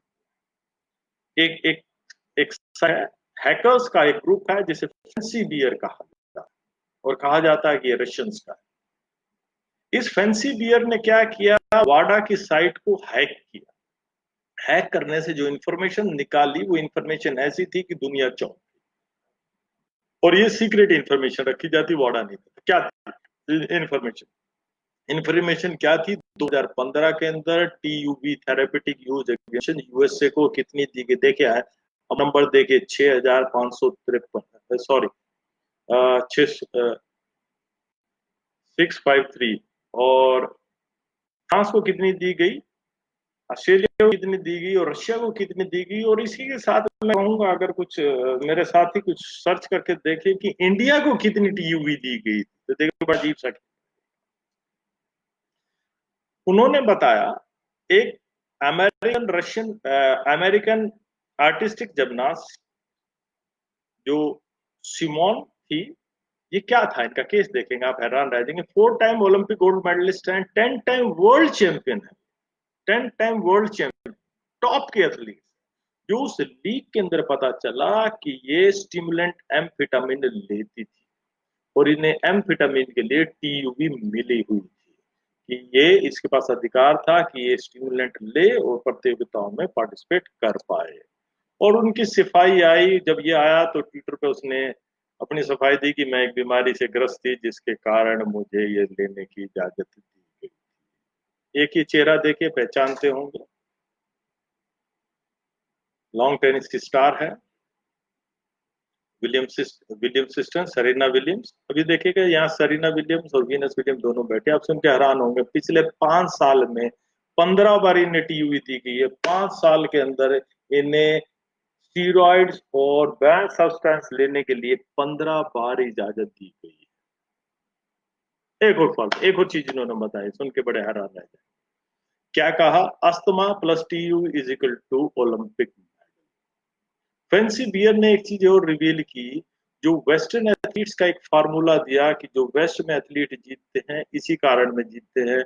वो क्या कहते हैं, देखे कि उसने एग्जांपल दिया कि जो नॉर्वे की जो स्कीइंग टीम है, जो नॉर्वे की जो स्कीइंग टीम है उसके 70% एथलीट को अस्थमा है। आप सुन के हैरान रहेंगे, जो फैंसी बियर ने लीक किया कि जो उनके 70% एथलीट को अस्थमा है, मतलब जो 70% एथलीट है उन्हें ब्रोंचो डायलेटर लेने की इजाजत है। वो कंपटीशन में ब्रोंचो डायलेटर लेते हैं ताकि पैसेज खुल जाए, ज्यादा ऑक्सीजन ले पाए और चीजों को जीत पाए। तो ये दुनिया है, स्कीइंग जीतने के लिए आप ब्रोंचो डायलेटर के लिए टीयूबी ले लेते हैं। एक और चीज देखिएगा, एक नाइकी ने ओरेगन प्रोजेक्ट चलाया। एक नाइकी ने कहा कि करोड़ों डॉलर दिए कि अमेरिका के अंदर distance runner, long distance runner हम प्रोड्यूस करें। और उसका जो हेड कोच रखा, वर्ल्ड का बड़ा रिनाउंड कोच है ये, एल्बर्टो स्लेजर, बहुत रिनाउंड लॉन्ग डिस्टेंस कोच है। और इसको अभी अक्टूबर 2019 के अंदर टेस्टोस्टेरोन के जो सैंपल्स हैं, टेस्टोस्टेरोन के जो सप्लीमेंट्स थे, उन्हें स्मगल करने के दोष के अंदर इसे बैन लगाया गया। और एक और बड़ी खास बात थी, अगर आप इसकी थोड़ी हिस्ट्री देखें तो आप हैरान रह जाएंगे। इस ऑर्गन जो प्रोजेक्ट था, इसके अंदर इन्होंने एंडोक्रोनोलॉजिस्ट रखे जो हार्मोन्स लेवल को बॉडी को क्लोजली मॉनिटर करते हैं। और वो एंडोक्रोनोलॉजिस्ट इसकी सलाह पर एथलीट्स को ड्रग्स दिया करते थे ताकि लॉन्ग डिस्टेंस एथलीट तैयार किए जा सके। जब ये फंसा तो नाइकी ने सारे प्रोजेक्ट को बंद कर दिया। चलिए, अभी रिसेंटली 5 जनवरी को, दुनिया कोरोना में लगी थी, तो 5 जनवरी को होजे स्टिपलर ने, और अब ये अकेला नहीं रहा, इसकी एक बहुत बड़ी टीम बन चुकी है। वो बहुत सारे अंडर कवर एजेंट बन चुके हैं। एआरडी के ऊपर, ये जर्मन के अंदर ये है, और इसके नीचे सब टाइटल इंग्लिश में अब अवेलेबल है, यूट्यूब पे आप देख सकते हैं। Secret doping the Lord of lifters के नाम से एक डॉक्यूमेंट्री दिखाई। उस डॉक्यूमेंट्री के अंदर एक चीज क्या दिखाई कि जो थाईलैंड की एक लिफ्टर है, शिरिपोच, इसने एडमिट किया ऑन कैमरा कि मैंने 2012 के ओलंपिक्स में ब्रॉन्ज मेडल जीता था और मैंने डॉप किया, ऑन कैमरा उसने एडमिट किया। और उसने ये मैडम है, और इसने एक और गजब की चीज की अपनी स्टेटमेंट में क्या कि weight lifter as young as 13 year, 13 साल के लिफ्टर को इनकरेज किया जाता है कि आप बैन सब्सटेंस ले परफॉर्मेंस के। आप यकीन मानेंगे अभी, और इसी के अंदर देखो डॉक्टर, कुछ एक हाईलाइट उस डॉक्यूमेंट्री के आप सामने रख रहा हूं कि उन्होंने कहा कि पिछले 10 साल के अंदर 450 ऐसे world champion Olympic weight lifters थे जो सीधे पोडियम पे पहुंचे, कभी उनका आउट ऑफ कंपटीशन एक बारी भी टेस्ट नहीं किया। आप हैरान रह जाएंगे, आप हैरान रह जाएंगे। और इन सब चीजों के पीछे एक आदमी, थेमस एजाज, ये प्रेसिडेंट है इंटरनेशनल वेट लिफ्टिंग फेडरेशन। अगर देखेंगे तो मैं जब की हिस्ट्री देख रहा था, मुझे बड़ा अजीब लगा, बड़ा बड़ा इनका जो कैरियर था, बड़ी चौंकाने वाली चीजें सामने आई। थॉमस एजान क्या करते थे, इन्होंने स्विस बैंक में अकाउंट खोल रखे, दो इनके पास अकाउंट है स्विस बैंक के अंदर, पर्सनल अकाउंट है। और इनको फ्रॉड पाया गया कि हेल्पिंग सिस्टमेटिक डॉपिंग के फ्रॉड का इसको पार्टनर पाया गया इसी डॉक्यूमेंट्री के अंदर। ये फिजिकल एजुकेशन टीचर रहे बुदापेस्ट यूनिवर्सिटी के अंदर, 1964 के अंदर कोचिंग डिप्लोमा। और एक और गजब की चीज देखिए, इनका कभी वेट लिफ्टिंग के साथ कोई वास्ता नहीं रहा। इन्होंने डिप्लोमा किया है फुटबॉल के अंदर और जिम्नास्टिक के अंदर। जब खेलते थे तो इन्होंने फुटबॉल, याचिंग, बास्केटबॉल जैसी टीम और जिम्नास्टिक के अंदर पार्टिसिपेट किया था। वेट लिफ्टिंग से इनका दूर दूर तक कोई वास्ता नहीं रहा। इन्होंने 1989 के अंदर ये जो हंगेरियन ओलंपिक कमेटी के 89 से लेके आज तक कभी प्रेसिडेंट कभी जनरल सेक्रेटरी, हमेशा ऐसे रहे। जो जो नए जो स्टूडेंट्स, जो रिसर्चर्स, जो ये डिबेट्स, जो लेक्चर सुन रहे हैं, उनके लिए मैं एक सुझाव है कि आप वर्ल्ड की जितनी फेडरेशंस हैं उनका एक बार अध्ययन करिए। कई थीसिस लिखे जा सकते हैं कि कौन आदमी कितने साल से इस पद पर आसीन है, उसकी क्या बैकग्राउंड रही। ये एक बहुत बड़ा इन फेडरेशंस में नेक्सस चलता है। तो अगर देखें आईओसी क्या है, ये आईओसी एक नॉन गवर्नमेंटल ऑर्गेनाइजेशन है, इस पे किसी गवर्नमेंट का कोई कंट्रोल नहीं है। कुछ एक बिग बॉस, अगर आप ये देखें अजान भाई साहब को, ये पिछले 50 साल से, आप हैरान रह जाएंगे, पिछले 50 साल से इस फेडरेशन पे काबिज है, और पिछले 20 साल से तो इस फेडरेशन के प्रेसिडेंट। और ये और एक और गजब की बात, वाडा जब बनी थी तो उसके जनवरी जब बनी थी, जनवरी 2000 से उस वाडा के ये बोर्ड मेंबर है। तो ये गेम कुछ अलग है। चलिए अब एक और चीज चलिए थोड़ा सा आयुर्वेदिक की चीज के बारे में बात की। 2012 में स्विमिंग वर्ल्ड चैंपियनशिप हुई थी। उसमें उस चैंपियनशिप में चाइना के फीमेल स्विमर्स ने वर्ल्ड रिकॉर्ड तोड़े थे। जब वो वर्ल्ड रिकॉर्ड तोड़े गए थे तो उनके कोच से एयरपोर्ट पे जब एक पत्रकार ने पूछा कि भाई आप क्या चीज खिलाते हैं, आपके एथलीट इतना अच्छा क्यों परफॉर्म कर, जब देखा तो उसने कहा कि मैं यर्शा गुम्बा विद अ टर्टल ब्लड इनके सामने, यर्शा गुम्बा, यर्शा गुम्बा जिसे कीड़ा जड़ी बोलते हैं, आगे मैं बताता हूँ क्या चीज है, टर्टल को ब्लड के सूप के साथ देता हूँ, इससे मेरे खिलाड़ियों की परफॉर्मेंस इंप्रूव हुई। जब ये कहा गया तो दुनिया में तहलका मच गया। यर्शा गुम्बा क्या होती है, इसे बायोलॉजिकल गोल्ड, यर्शा गुम्बा, कीड़ा जड़ी, कैटरपिलर फंगस, बहुत अलग अलग नामों से जाना जाता है। अगर ये देखें आप हैरान रहेंगे क्या चीज है और इसका रेट किस रेट में दुनिया में मिलती है, तो हमें हैरान रहेंगे। यर्शा गुम्बा ये क्या है, कैटरपिलर, अगर ये देखें, अगर आप ये देखें ये कैटरपिलर है, ये एक कैटरपिलर है, एक कीड़ा है, और इस कीड़े को एक फंगस लगती है जो इसके मुंह में से निकल के जमीन से ऊपर निकलती है। और ये कहाँ मिलता है, जमीन में क्या नाम है, 4,000 से लेके 5,000 मीटर की हाइट के ऊपर। मोस्ट प्रोबेबली इतने ऊंचे पहाड़ इंडिया और नेपाल में है, इंडिया नेपाल वाले एरिया में ये मिलता है। और इसको ढूंढना बहुत मुश्किल रहता है क्योंकि इसका सिरा बहुत छोटा सा ऊपर से दिखाई देता है, बहुत छोटा सा ऊपर से दिखाई देता है। और इस दवाई को कहा गया, चाइनीज मेडिसिन, इसको कहा गया है बायोलॉजिकल गोल्ड। अगर इस दवाई के अंदर कहा जाता है कि इसके अंदर इतनी ताकत है कि मरे हुए सेल्स को भी जिंदा कर देती है, तो जब जब वो, जैसे मैंने कहा, डिमांड एंड सप्लाई का एक बेसिक फार्मूला है। और अगर इस दवाई की आप कीमत देखें, 1980 के अंदर ये दवाई तकरीबन 3,000 किलो मिलती थी, और आज ये दवाई तकरीबन 1 करोड़ रुपए किलो मिलती है। अच्छी क्वालिटी की जो यशा गुम्बा है उसकी अगर 1 तोले सोने की बात करूं, अगर 45,000 रुपए तोला सोना है, तो अगर 1 तोले यशा गुम्बा की बात करूं तो 1 तोले से 4 गुना ज्यादा, तकरीबन 2 लाख रुपए तोला इसका रेट है। और इंटरनेशनल मार्केट में उपलब्ध नहीं है अच्छी क्वालिटी।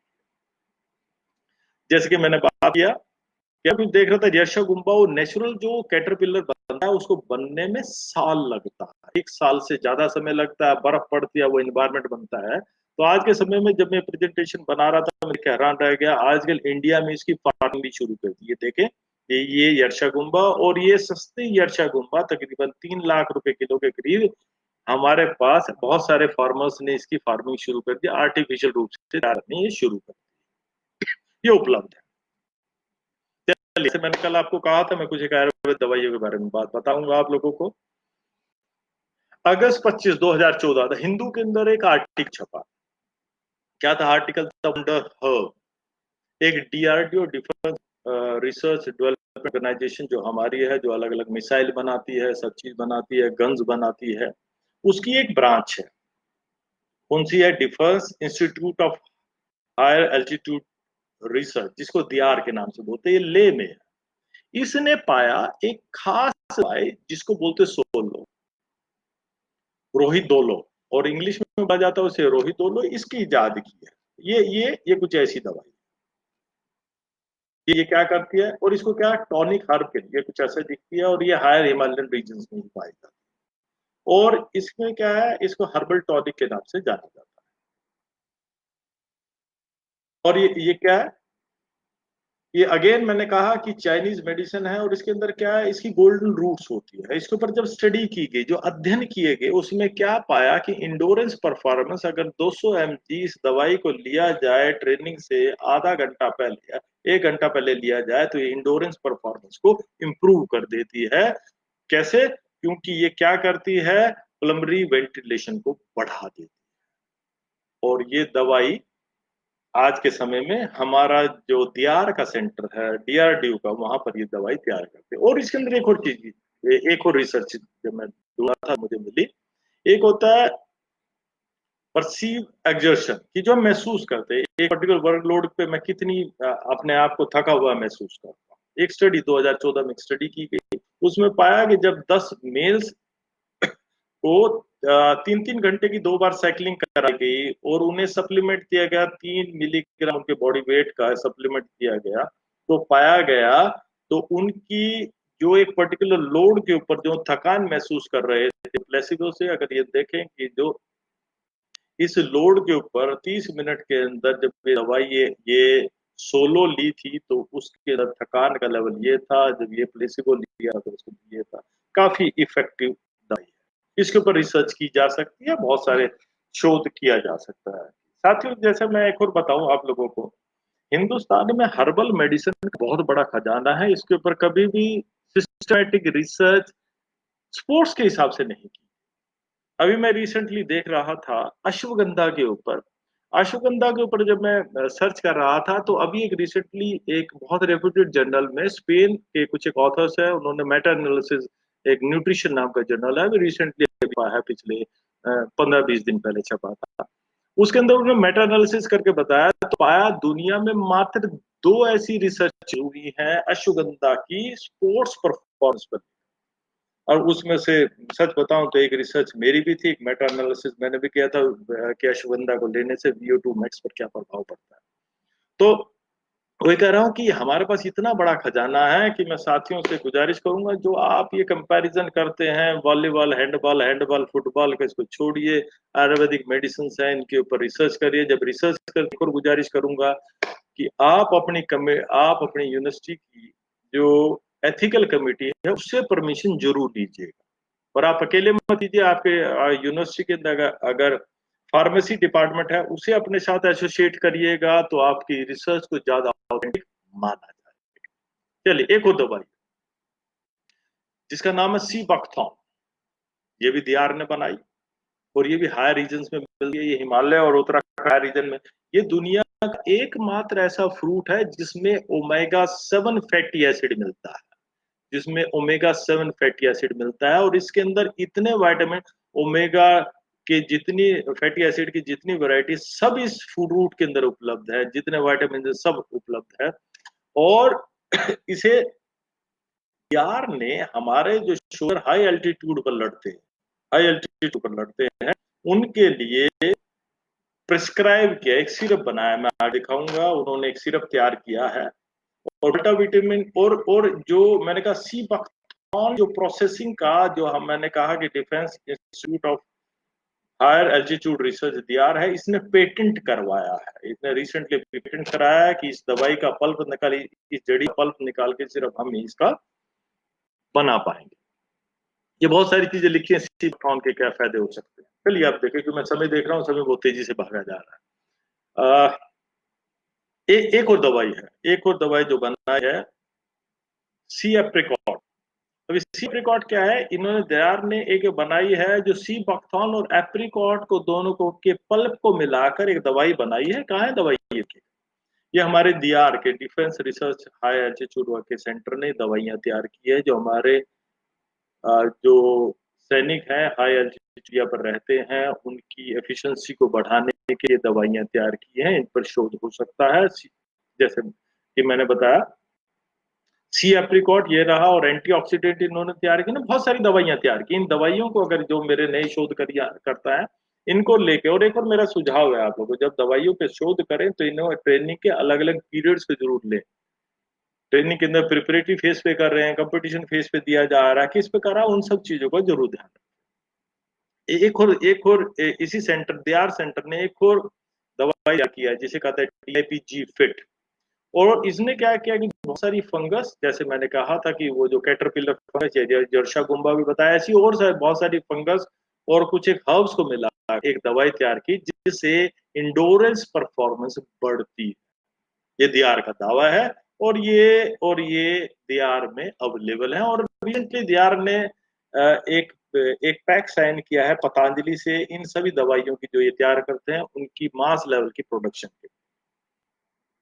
एक और दवाई है एंटी स्ट्रेस DIP-91, ये भी दियार ने तैयार किया। ये सभी एंटीऑक्सीडेंट प्रॉपर्टीज है, इंडोरेंस बढ़ाती है, एग्जाइटी को कम करती है। ऐसी बहुत सारी दवाइयां हैं, आप दियार की वेबसाइट पे जाएं तो बहुत सारी ऐसी दवाइयां मिलेंगी जो हर्बल मेडिसिन उन्होंने फिजिकल परफॉर्मेंस, ह्यूमन की फिजिकल परफॉर्मेंस को इम्प्रूव करने के लिए बनाई है। और एक और सबसे बड़ी बात है कि इनका कोई साइड इफेक्ट नहीं है, नॉन टॉक्सिक है, and free from heavy metal associated to toxicity से ये फ्री हैं दवाइयां, जो हमारे सेंटर दियार ने बनाई।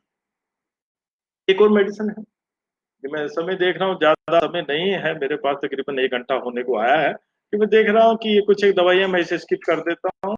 और हाँ, एक छोटी सी चीज मैं आपको बताना जरूर, हमारे बहुत सारे एथलीट जिनसिंग लेते हैं, बहुत सारे एथलीट्स हैं जिनसिंग लेते हैं।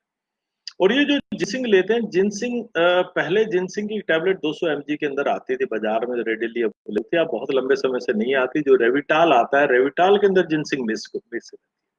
और ये जिनसिंग की भी कई वैरायटी, सर्बियन जिनसिंग होती है, कोरियन या चाइनीज रेड जिनसिंग होती है, व्हाइट होती है, नॉर्थ अमेरिकन होते हैं, और अमेरिकन जिनसिंग होती है। कई कई किस्म की जिनसिंग होती है, और सबकी प्रॉपर्टीज अलग अलग रहती है। और जो मैं दोबारा निवेदन करूंगा, जो मेरे बहुत सारे नए फिजिकल एजुकेशन के शोधकर्ता हैं, इस फील्ड में ज्वाइन करें, अलग अलग पे रिसर्च करें, ताकि हमारे एथलीट्स को फायदा हो सके। अब चलिए इंडियन एथलीट्स की थोड़ी बात कर लेते हैं। अब तक तो बात कर रहे थे अंतरराष्ट्रीय लेवल की, इंडियन एथलीट्स के बारे में बात कर लेते हैं। एक 25 नवंबर 2011 को एक केस चल रहा है, एक केस रहा है दिल्ली हाई कोर्ट के, लिस्ट सबमिट की थी डॉग ऑफेंडर्स की, कि 1991 से लेके 2001 तक जो संख्या है 257 की, और 2001 से लेकर 2008 तक कितने थे, उसके अंदर थे 301 एथलीट थे। एक सील इनवेलप के अंदर एक रिपोर्ट सबमिट की थी, ये एथलीट जो पॉजिटिव पाए गए थे। शायद और कहीं इनका आंकड़ा या डाटा नहीं है, एक केस अभी भी चल रहा है, अभी पेंडिंग है। मैं ये क्यों दिखाना चाह रहा हूँ, इसके पीछे मेरा मकसद है। मैं मानता, मेरा ऐसा व्यक्तिगत मानना है कि हिंदुस्तान में एथलीट में एक बहुत बड़ी समस्या है, डोपिंग की बहुत बड़ी समस्या है। चलिए, एक बात थी, इसे मैं स्किप कर देता हूँ कि समय मैं देख रहा हूँ समय कम है। मिथाइल एक्सामाइन, चलिए इसे कर देते हैं, और हाँ यहाँ रुक जाते हैं, इसे देखते हैं। नेशनल डोपिंग एजेंसी के अंदर हमने एक चीज देखे कि पिछले 10 साल में 986 जो एथलीट हैं वो डॉप से पकड़े गए। यह आंकड़ा था 16/12/2019 तक का, यह आंकड़ा था पिछले साल 16 दिसंबर तक का। मैं रात जब अपडेट कर रहा था, मैं ढूंढ रहा था, तो मुझे वो मिला नहीं कि नई पीडीएफ फाइल उनकी कि लेटेस्ट उसके बाद किसको बैन किया गया है। अब ये देखिए कि मैं कहूं कि 10 साल में 1000 एथलीट, 1000 ये एथलीट वो एथलीट हैं, 1000 ये वो एथलीट है जो टॉप लेवल के एथलीट्स हैं, जो जो नेशनल मेडलिस्ट हैं, जो प्रोबेबल्स हैं, जो हिंदुस्तान को रिप्रेजेंट कर, वो एथलीट है।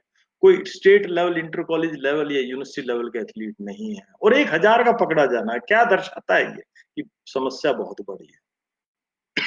अब देखें 2015 का अगर मैंने इस आंकड़ों को विश्लेषण किया, 117 एथलीट पकड़े गए थे, और ये कितने थे, वर्ल्ड में तीसरे रैंकिंग पे थे, 2016 में थे। और रिसेंटली मैं देख रहा था 25 फरवरी 2020 को अपडेट किया कि इस साल जो साल गया है, 183 आदमी, 183 एथलीट थे जो एडवर्स एनालिटिकल फाइंडिंग के अंदर आए, जिनके सैंपल में गड़बड़ी पाई गई है पिछले एक साल में। यकीन मानिए, एक साल में 200 टॉप एथलीट का पकड़ा जाना, जबकि सैंपल की टेस्टिंग इतनी ज्यादा नहीं हो पाती। कारण है कि तकरीबन एक सैंपल को टेस्ट करने में तकरीबन 300 से ज्यादा, $300 या 400, 300 से $400 का खर्चा आता है। सैंपल टेस्टिंग में लैब लगाएं, सैलरी लगाएं, सब चीजों को मिलाएं, तो सबको मिलाएं तो तकरीबन इतने का खर्चा आ जाता है। और ये समस्या बहुत बहुत बड़ी समस्या है, यकीन मानिएगा। कभी, और एक जो सबसे खास बात देखी, जब मैंने इस नतीजों को एनालिसिस किया, इस 286 में से जो 79% एथलीट थे, मात्र इन 4 चीजों से पकड़े गए, 4 चीजों से पकड़े गए, 19 नॉन टेस्टोस्टेरोन, और इनसे पकड़े गए। और क्या है, आप सुन के हैरान रह जाएंगे, बड़ा बदनाम इंजेक्शन है डेकाड्यूरोब्लिन। जब मैं एथलीट्स को देखता हूं कि डेकाड्यूरोब्लिन वो लगाते हैं, और बड़ा आम सा लगाया जाता है, जो जो यहाँ पर हमारे फील्ड में हमने देखा है। और डेकाड्यूरोबिन क्या है, अगर देखें इसकी प्रॉपर्टीज को देखें, ये फैट सॉल्युबल है। अगर मैं आज डेकाड्यूरोबिन लगा रहा हूं तो एक हफ्ते के बाद बॉडी में काम करना शुरू करता है। और ये हमारे क्या करता है, अगर मैंने आज डेकाड्यूरोबिन लगाया तो मेरे फैट सेल इसके अंदर एब्जॉर्ब कर लेते, और धीरे धीरे उसे मेरी ब्लड स्ट्रीम में जोड़ते रहते हैं। उस डेकाड्यूरोबिन का जो इफेक्ट है बॉडी में तकरीबन निकलने में पूरी तरह 6 महीने लग जाते हैं। मैं एक और चीज कहता हूँ, मेरा एथलीट इतना पढ़ा लिखा नहीं, साइंस का ज्ञान नहीं, दवाइयों का ज्ञान नहीं, जिसके कारण वो डेका ड्यूरेबल में अमूमन देखता हूँ, आज इंटर कॉलेज है या आज यूनिवर्सिटी चैंपियनशिप है, आज कंपटीशन है, तो सुबह डेका ड्यूरेबल लगाता है। मेरे लिए प्लेसिबो इफेक्ट के लिए लगाता है। उसे ये नहीं पता कि इस कंपटीशन में लगाएगा तो अगले में पकड़ा जाएगा। वो असर ही आपकी बॉडी 6 दिन के 7 दिन के बाद करना शुरू करेगा। चलिए, एक चौंकाने वाली रिपोर्ट देखिए, एक हरियाणा की मैं भी देख रहा था कि 22 फरवरी 2020 को टाइम्स ऑफ इंडिया के एक आर्टिकल था। क्या कह रहा था वो आर्टिकल? लेटेस्ट चीजों से मैं आपको अवगत करा रहा हूँ कि रोहतक के स्टेडियम में सिरिंजिस जो पड़ी थी, रोहतक के जो स्टेडियम है उसके अंदर सिरिंजिस यूं ही इस अवस्था में पड़ी थी। और जब रिपोर्टर ने, टाइम्स ऑफ इंडिया के रिपोर्टर ने इनके साथ जो एथलीट्स है इनसे इंटरेक्ट किया, तो उन्होंने ऐसे चौंकाने वाले बातें बताई कि हैरान है जी। इस आर्टिकल को पढ़िएगा, इसके अंदर बड़ी गजब की बात बताई कि हम स्ट्रेस फील करते हैं, घर वाले कहते हैं कि 3 साल हो गए तुझे ग्राउंड में जाते, तेरी परफॉर्मेंस नहीं आ रही, तू जाना बंद कर दे, तू खेलना बंद कर दे। मुझे लगता है कि स्पोर्ट्स ही एक ऐसा माध्यम है जिसके कारण मैं नौकरी पा सकता हूँ। इसी कारण मैं डॉपिंग की तरफ टर्न कर जाता हूँ। सिस्टमेटिक ट्रेनिंग नहीं मिल पाती, गॉड नो, बहुत सारे कारण हो सकते हैं। और इसमें एक और बात बताई कि मुझे नहीं पता कि ये इंट्रामस्कुलर लगेंगी, इंट्रावेनियस लगेंगी, मुझे नहीं पता। जहाँ इंट्रामस्कुलर की बात आई, मैं एक एक्सपीरियंस आपसे साझा करना चाहूंगा। मैंने मेरे विभाग में भी कुछ दिन पहले एक मेटाबॉलिक एनालाइजर खरीदा था। हेमाटोलॉजिकल एनालाइजर, जो ब्लड को एनालिसिस करने के काम आता है। यूं खरीदा था कि विद्यार्थी नए शोधकर्ता उस पर शोध कर पाए। और जब एनालाइजर खरीदा, तकरीबन 7.5 लाख रुपए का, हॉरोबा कंपनी से खरीदा, तो जब उस पर रिसर्च करने लगे, 2 स्टूडेंट्स जब मेरे रिसर्च करने लगे, ब्लड को एनालाइज करने लगे एथलीट्स को, तब एक समस्या सामने आई कि ब्लड एक्सट्रैक्ट करने के लिए हमें दिक्कत है कि ब्लड को एक्सट्रैक्ट कैसे कर, ब्लड निकाले कैसे। तो हमने जब टेक्नीशियन से बात की, तो टेक्नीशियन ने बड़े नखरे किए, बहुत ज्यादा पैसे मांगे कि मैं पर विजिट का 2,000 रुपये लूंगा, ये दिस दैट। तो एक दिन मॉर्निंग में मेरे डिपार्टमेंट में एक अनाउंस की, तकरीबन बीपीएड एमपीएड के काफी स्टूडेंट्स हैं हम मेरे पास, कि भाई किसी ने अगर इसके अंदर डिप्लोमा कर रखा है, किसी ने बहुत सारे ऐसे बच्चे मिल जाते हैं, अलग अलग प्रोफेशन से इसके अंदर आते हैं, किसी ने लैब टेक्नीशियन का डिप्लोमा कर रखा है, या किसी को ब्लड निकालना आता है, तो यकीन मानना 2 एथलीटों ने हाथ खड़ा किया और वो सामने निकल के आए। 2 एथलीट ने कहा सर हम निकाल देंगे। मैं बड़ा हैरान था, मगर आप निकाल दोगे? चलो ठीक है, निकाल के दिखाओ। तो हमने सिरिंज दी, उसने, वो ही वाज सो परफेक्ट, उसने पटाख से 1 सेकंड के अंदर, जैसे प्रोफेशनल निकालते हैं ब्लड, के मुझे दे दिया। वाह यार, तू तो बड़ा अच्छा निकाल सकता। मैं यूं नहीं भाई। फिर मैंने एक मोटे बच्चे को बुलाया जो फैट काफी था, जिसकी बॉडी के, जिसकी वेन दिखना इतना आसान नहीं, यार तू इसका निकाल के दिखा। बस मैं हैरान रह गया, वो इतना परफेक्ट था। उसने पटाख से, वो बच्चा अभी भी मेरे पास एमपीएड फाइनल ईयर में, मैं उसे प्यार से कंपाउंडर उसका नाम रख दिया, तो जबरदस्त कंपाउंडर। फिर मैंने अगला सवाल जब उससे किया, मैं हैरान रह गया। मैंने कहा कि बेटा यूं बता, तूने ये सीखा कहाँ से? तूने तूने कोई डिप्लोमा क्या? कहता नहीं सर। तूने सीखा कहाँ से?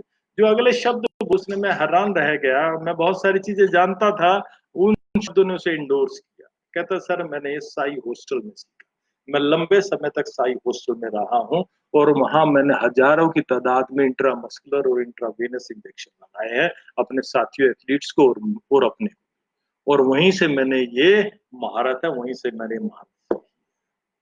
यकीन मानिएगा, सच्चाई आप लोगों को, ये सच्चाई है।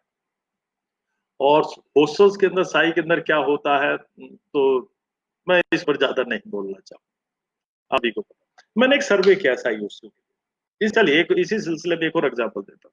मेरे पास एक यूजीसी का प्रोजेक्ट था, जिसमें मुझे यूजीसी से पैसे मिले थे कि मैं, मेरा शौक है टेस्टोस्टेरोन पे काम करने का। एक प्रोजेक्ट मैंने लिया था डिजिटल फिंगर रेशो के ऊपर, और फिजिकल डिजिटल फिंगर रेशो का टेस्टोस्टेरोन हार्मोन्स का क्या कोरिलेशन। उसी प्रोजेक्ट के अंदर मेरे सामने एक समस्या आई कि जब मैंने एथलीट्स का ब्लड ले रहा था, मुझे यकीन मानना, बहुत धक्के खाने के बाद भी एथलीट ब्लड देने के तैयार नहीं रहते। मैं जानता हूँ कारण, आप सबको पता है, एथलीट हाथ नहीं लगाने देते जो एथलीट्स है।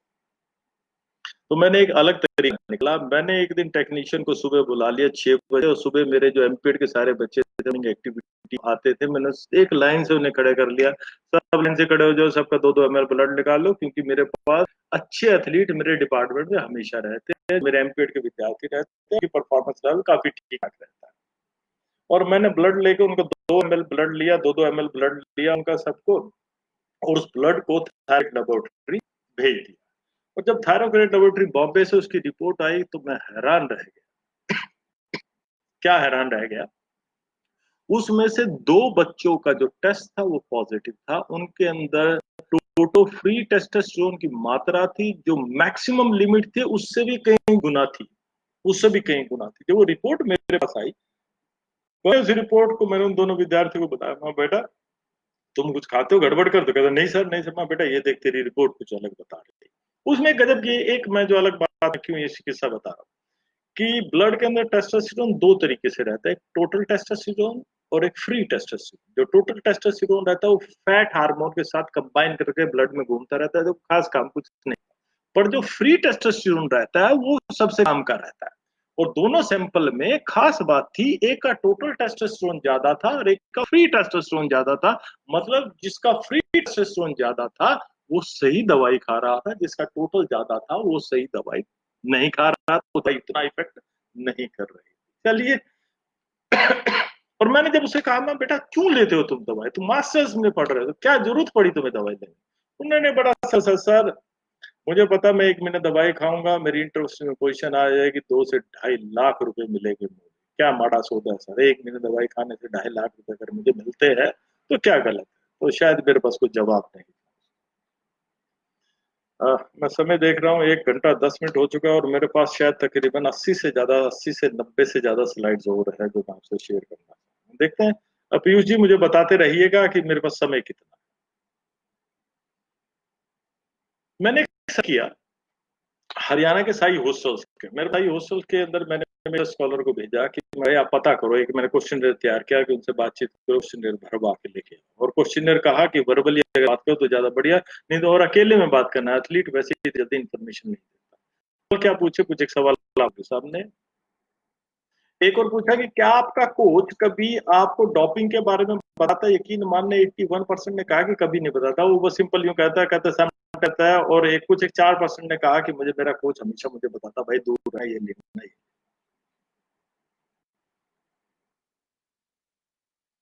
देखिए कुछ एक जो इम्पोर्टेंट चीजें हैं मैं वो आप लोगों से साझा करूंगा क्योंकि समय की थोड़ी सी कमी मुझे लगे।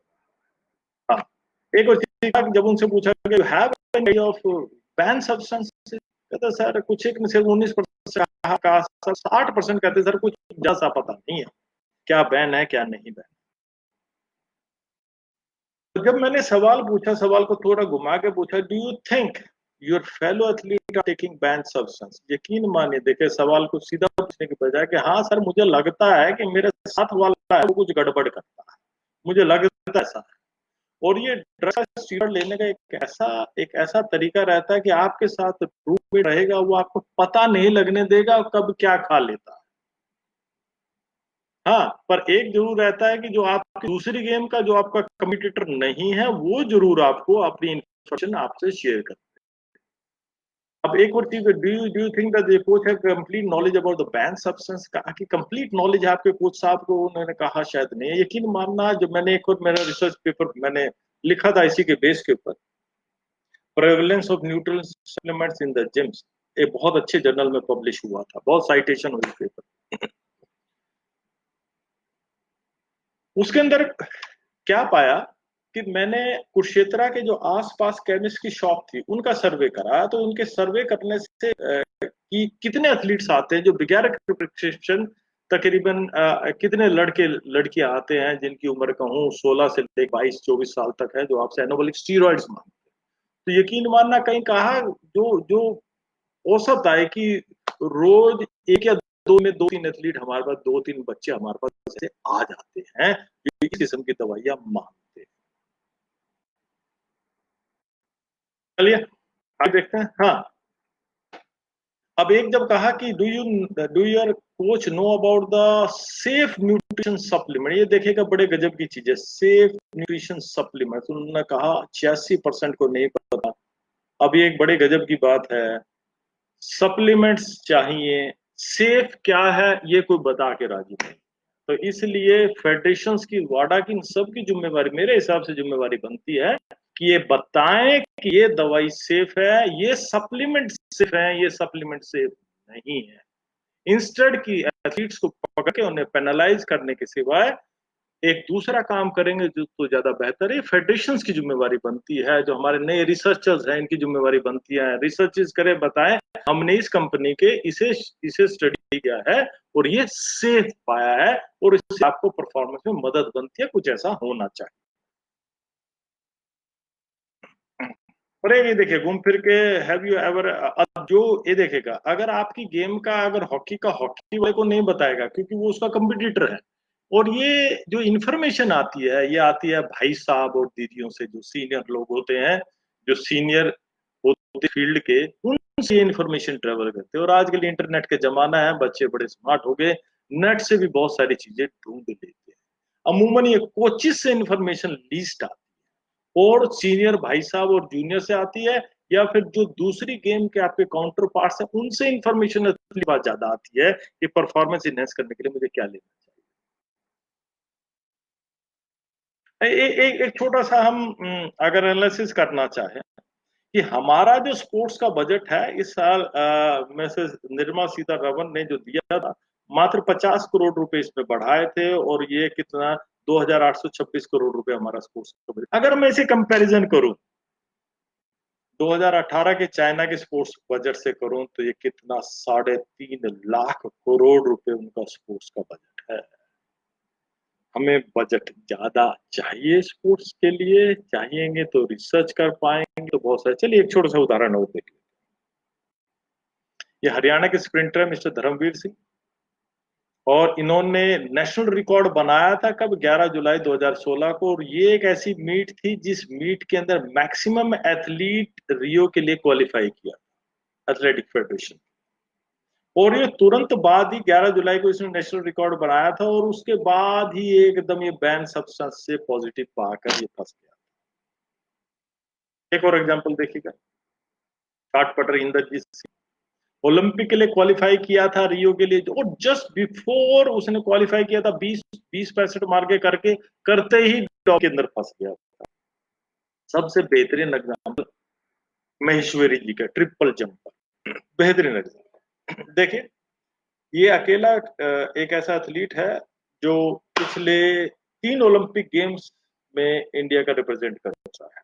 कैसे देखें, 2008 के अंदर बीजिंग के अंदर इसकी परफॉर्मेंस रही थी 15.70, लंदन ओलंपिक गेम के अंदर इनके तीनों लगातार फाउल किए थे, तीनों लगातार फाउल किए। अब देखिए, अब ये इंडियन ग्रैंड प्रिक्स हुई थी 11 जुलाई 2016, जिसके मैं सारे पहले एग्जांपल दे रहा हूँ। वहां इसने जो डिस्टेंस छलांग लगाई थी वो 17.30 लगाई थी, जो उस समय का वर्ल्ड का थर्ड बेस्ट टाइम था, सॉरी डिस्टेंस था। अगर ये परफॉर्मेंस ये रियो में रिपीट करता तो यकीनन इसका मेडल जरूर आता। पर पता नहीं कारण क्या रहे क्या नहीं रहे, मैं इस पर कोई टिप्पणी नहीं करना चाहूंगा, विश्लेषण आप खुद करिए।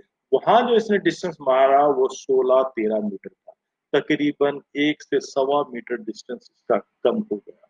गवर्नमेंट ने 120 करोड़ रुपए खर्च किए थे इनकी ट्रेनिंग के लिए, सभी को फैसिलिटीज दी थी, दुनिया के किसी कोने में कहीं भी जाना चाहो आप जा सकते हो, दुनिया का जो मर्जी एथलीट लेना चाहो वो ले सकते हो, कोच लेना चाहो के साथ आप एक शायद इस मापदंड के ऊपर भी एनालिसिस करने की जरूरत है। चीजें निकाल देते हैं, समय में देख रहा हूँ 1 घंटा 20 मिनट हो चुका है। हम्म एक और इंटरेस्टिंग चीज बताता हूँ। 24 जून 2016 को हिंदुस्तान टाइम्स में एक आर्टिकल छपा, एथलीट तो वैसे बदनाम है इन सब्सटेंसेस के अंदर। हरियाणा में मेरे कुरुक्षेत्र के अंदर हरियाणा पुलिस के लिए भर्ती हुई थी, यकीन मानना उस भर्ती के अंदर 3 जो धावक थे, उनसे पहले की जब रेस लगवाई जाती थी 3 धावक मर गए थे। क्यों मरे थे कि 3 धावक किए थे वो ड्रग्स के लिए पॉजिटिव थी, उन्होंने इतनी ओवरडोज ले ली थी, और जो भागे तो रेस से के बाद वो कोलैप्स करके, और 3 की मृत्यु हुई थी, 100 से ज्यादा हॉस्पिटल में एडमिट हुए थे। जो कुरुक्षेत्र के सिविल सर्जन थे डॉक्टर S K नैन के, उन्होंने क्या कहा था देखिएगा, उनके पास सिम्टम्स हैं किस चीज के, इन सभी के सिम्टम्स है किसके, ओवर्स के, वॉमिटिंग के, और जो उनका बिहेवियर डिसऑर्डर के, जो ये दर्शाता है कि इन सभी ने एम्फेटामिन, डेकाड्रोपिन, मिथामिन ये सब सब्सटेंस लिए थे, और कुछ एक ने तो अफीम भी ली। पंजाब कोई अलग नहीं, पंजाब की पुलिस की भर्ती हुई थी 30 जुलाई 2016।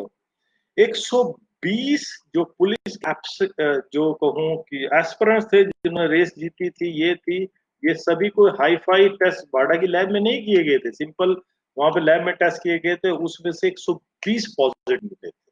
देखेगा कि अगर मैं यूं कहूँ सिर्फ हमारे एथलीट करते हैं, नहीं, ये जीतने का नशा, ये क्वालिफाई करने का नशा एक ऐसा है, ये हर फील्ड के अंदर बड़ी पर्याप्त।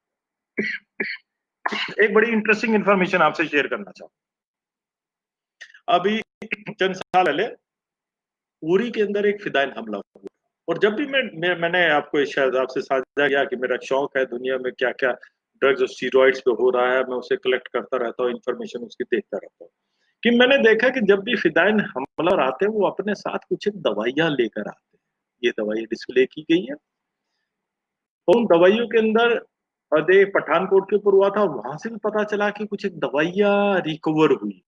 मैं बड़ा हैरान था और मुझे बड़ी उत्सुकता थी, क्या दवाई लेके आते, मैं बड़ा हैरान था।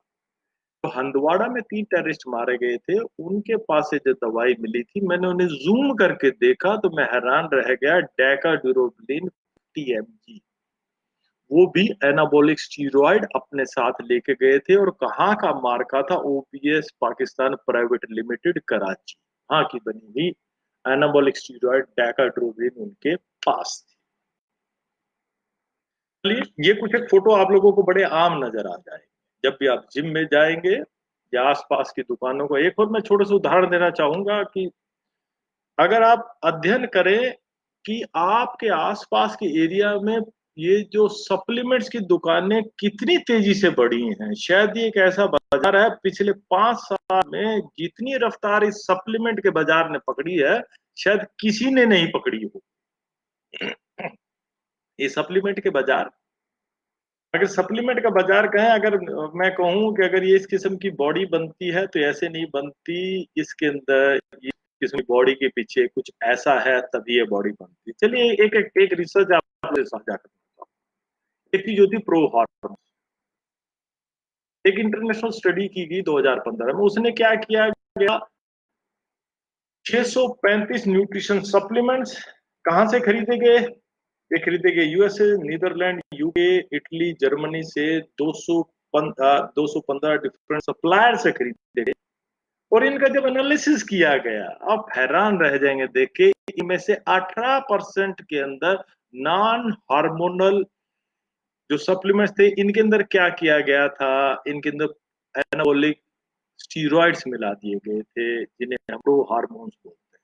अब देखिए कि ये जो देश जिनका क्वालिटी कंट्रोल कहने को दुनिया में सबसे स्ट्रॉन्ग है, कहाँ, यूएसए, नीदरलैंड, यूके, इटली और जर्मनी, यहाँ के जो सप्लीमेंट्स हैं इनमें भी चोरी से एनाबॉलिक स्टेरॉइड, नाम तो ऊपर लिखा हुआ सप्लीमेंट, या लिखा बीकासूर, या लिखा मल्टीविटामिन, पर उसके बीच में कोई ना कोई एनाबॉलिक स्टीरॉयड मिला दिया जाता। 18% वहां के अडल्ट्रेट पाए गए। हिंदुस्तान में जहां ये एजेंसी इतनी स्ट्रांग नहीं है, क्या हालात होंगी, सोचने का विषय है। इसीलिए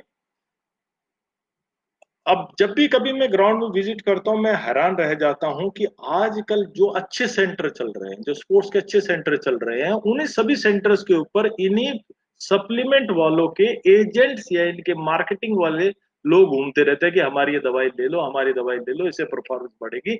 उनसे कोई ये सवाल नहीं करता आपके पास क्या साइंटिफिक प्रूफ है, क्या साइंटिफिक स्टडीज है जो प्रूव करती हैं कि आपकी दवाइयों के अंदर नॉन हार्मफुल सब्सटेंसेस नहीं मिलाए गए हैं और ये परफॉर्मेंस को इंक्रीज करेंगे। और आप जब भी आप जिम में चले जाएं, जिम के रादर किसी भी जिम में चले जाएं, तो उसकी जो रिसेप्शन के ऊपर ये डब्बे रखे हुए, क्योंकि इन डब्बों में बहुत मोटा मार्जिन रहता है, और इनके अंदर आप देखेंगे कि ये आप खाएंगे, आप ऐसे बॉडी बिल्डर ऐसे बन जाएंगे, मसल जाएंगे। इनके अंदर बहुत ज्यादा चांसेस ऐसे रहते हैं कि प्रो हार्मोन्स मिले होते हैं।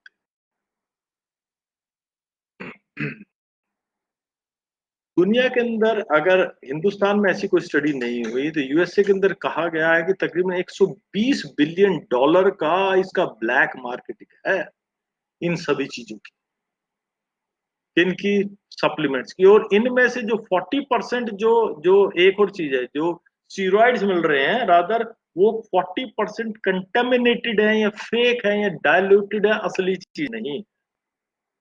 और एक एक वाशिंगटन के हेल्थ एंड साइंस एडिटोरियल में 3 अगस्त 2015 को एक स्टडी पब्लिश हुई थी। उसने क्या कहा कि दुनिया में इस समय 54,000 डाइटरी सप्लीमेंट्स अवेलेबल है, उनमें से सिर्फ 1/3 का साइंटिफिक एविडेंस उपलब्ध है सेफ्टी का, बाकी किसी का कोई साइंटिफिक एविडेंस उपलब्ध नहीं है। वो देखिए 54,000, और ये 2015 की स्टडी थी। शायद उसके बाद बहुत सारे और नई नई कंपनियां नए नए प्रोडक्ट मार्केट में रोज आते रहे। और जहां तक कहा सप्लीमेंट्स, एक इंडिया में भी एक रिसर्च की जानी चाहिए कि हमारे एथलीट्स कितना सप्लीमेंट यूज करते हैं। एक 2018 की एक रिसर्च है, डच रिसर्च थी। उस नेशनल टीम्स के अंदर एक सर्वे के अंदर पाया गया कि उनके जो एथलीट्स हैं 97.2% न्यूट्रिशन सप्लीमेंट्स का इस्तेमाल करते हैं। और हमारे यहाँ भी कोई अलग बात नहीं मिलेगी, कुछ ऐसा अगर रिसर्चेस की जाए तो इस किस्म की चीजें जरूर मिलेगी। मैं समय देख रहा था, समय तकरीबन 1 घंटा 25 मिनट हो चुका है। मुझे नहीं पता कि कितना समय मुझे और मिल पाएगा। मैं समय आगे ही 25 मिनट ज्यादा समय ले चुका हूँ।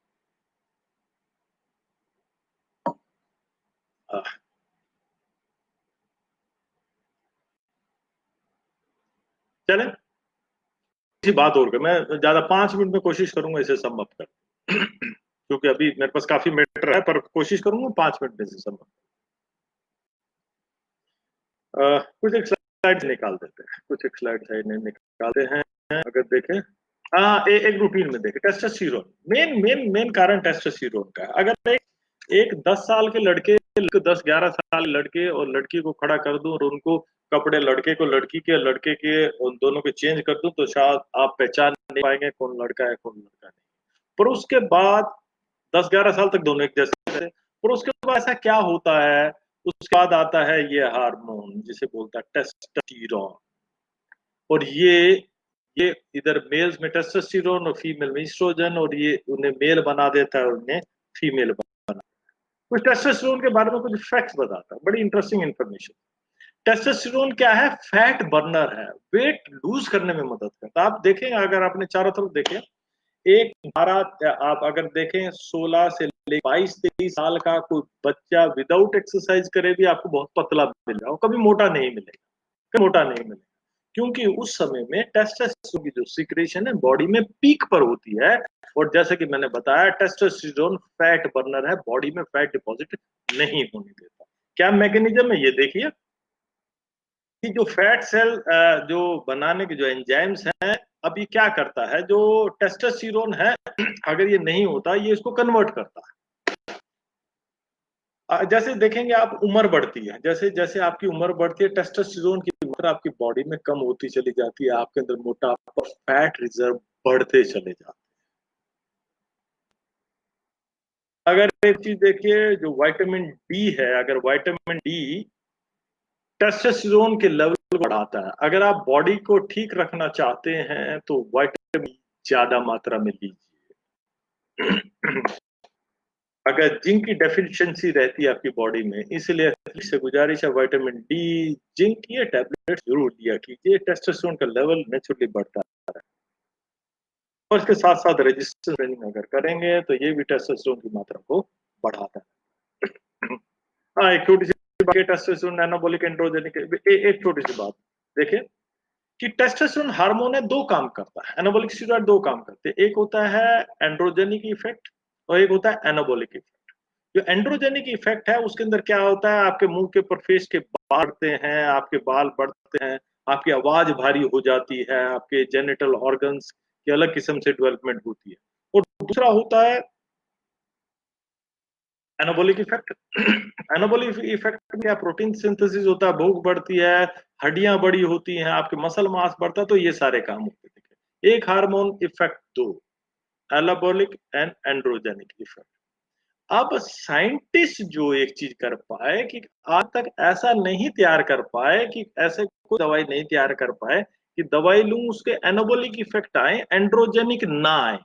अब आप देखेंगे कि बहुत सारे जो फीमेल एथलीट्स हैं, जैसे मैंने आपको दिखाया था वो पहले, सेक्स चेंज हो गया, कि आवाज भारी होगी। तो ये सारे अगर देखें, ये सारे क्या है, एंड्रोजेनिक इफेक्ट है। लेते हम दवाई एनाबॉलिक इफेक्ट के लिए हैं, पर वो एंड्रोजेनिक इफेक्ट भी बॉडी में साथ के साथ आ जाते हैं। आज तक साइंटिस्ट वो अलग नहीं कर पाए कि सिर्फ यही इफेक्ट है।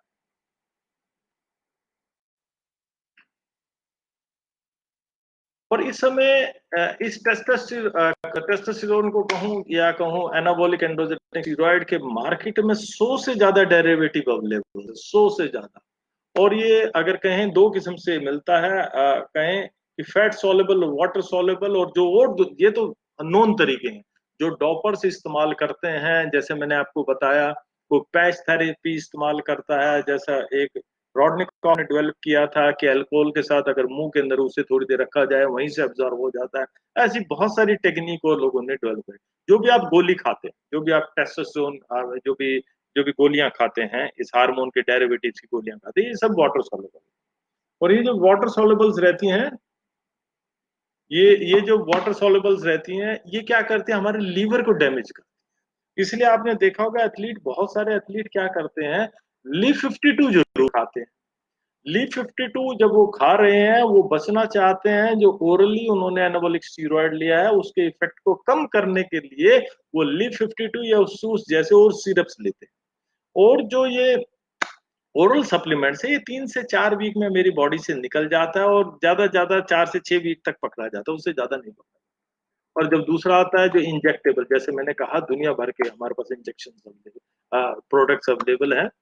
जो भी इंजेक्शन लगते हैं सारे फैट सॉल्युबल है। जैसे मैंने आपको पहले बताया था, बॉडी के फैट एब्जॉर्ब कर लेते हो, वो धीरे धीरे धीरे धीरे ब्लड स्ट्रीम में छोड़ते रहते हैं। और मैंने बताया, अगर कंपटीशन आज में लगा है, शायद आज इफेक्ट नहीं करेगा, 6 महीने तक उसके ट्रेसेस ब्लड में रहे। 6 से 8 महीने लग जाते हैं इसको पूरी तरह ब्लड से आउट होने के लिए। जो अच्छे एथलीट्स हैं, जो रिसर्चेस करते हैं, उन्होंने कुछ एक ऐसे प्रोडक्ट बना लिए हैं कि वो जो ट्रेसेस के अंदर नहीं है। ये कुछ एक प्रोडक्ट्स हैं जो मार्केट में अवेलेबल हैं। चलिए इनको मैं निकाल देता हूँ। एक प्रोडक्ट्स है जो मार्केट में, एक सबसे बड़ा इशू आता है इनके शेड्यूल, कि किस शेड्यूल से लिए जाए। दवाई तो सबको पता है ये दवाई है, सबसे इंपॉर्टेंट चीज रहती है इसका शेड्यूल, क्या कैसे लिए जाए, ट्रेनिंग सीजन में कितना लिया जाए, ऑफ सीजन में कितना लिया जाए, कैसे इसे बंद किया जाए, कितने दिन पहले बंद किया जाए, क्या ये सब चीजें बड़ी टेक्निकल चीजें रहती हैं। तो दुनिया में बहुत सारी जगह इस पर काफी शोध हुआ है। और मैं इस प्लेटफॉर्म के ऊपर मैं एक और चीज मैंने एक्सपीरियंस से पाया है।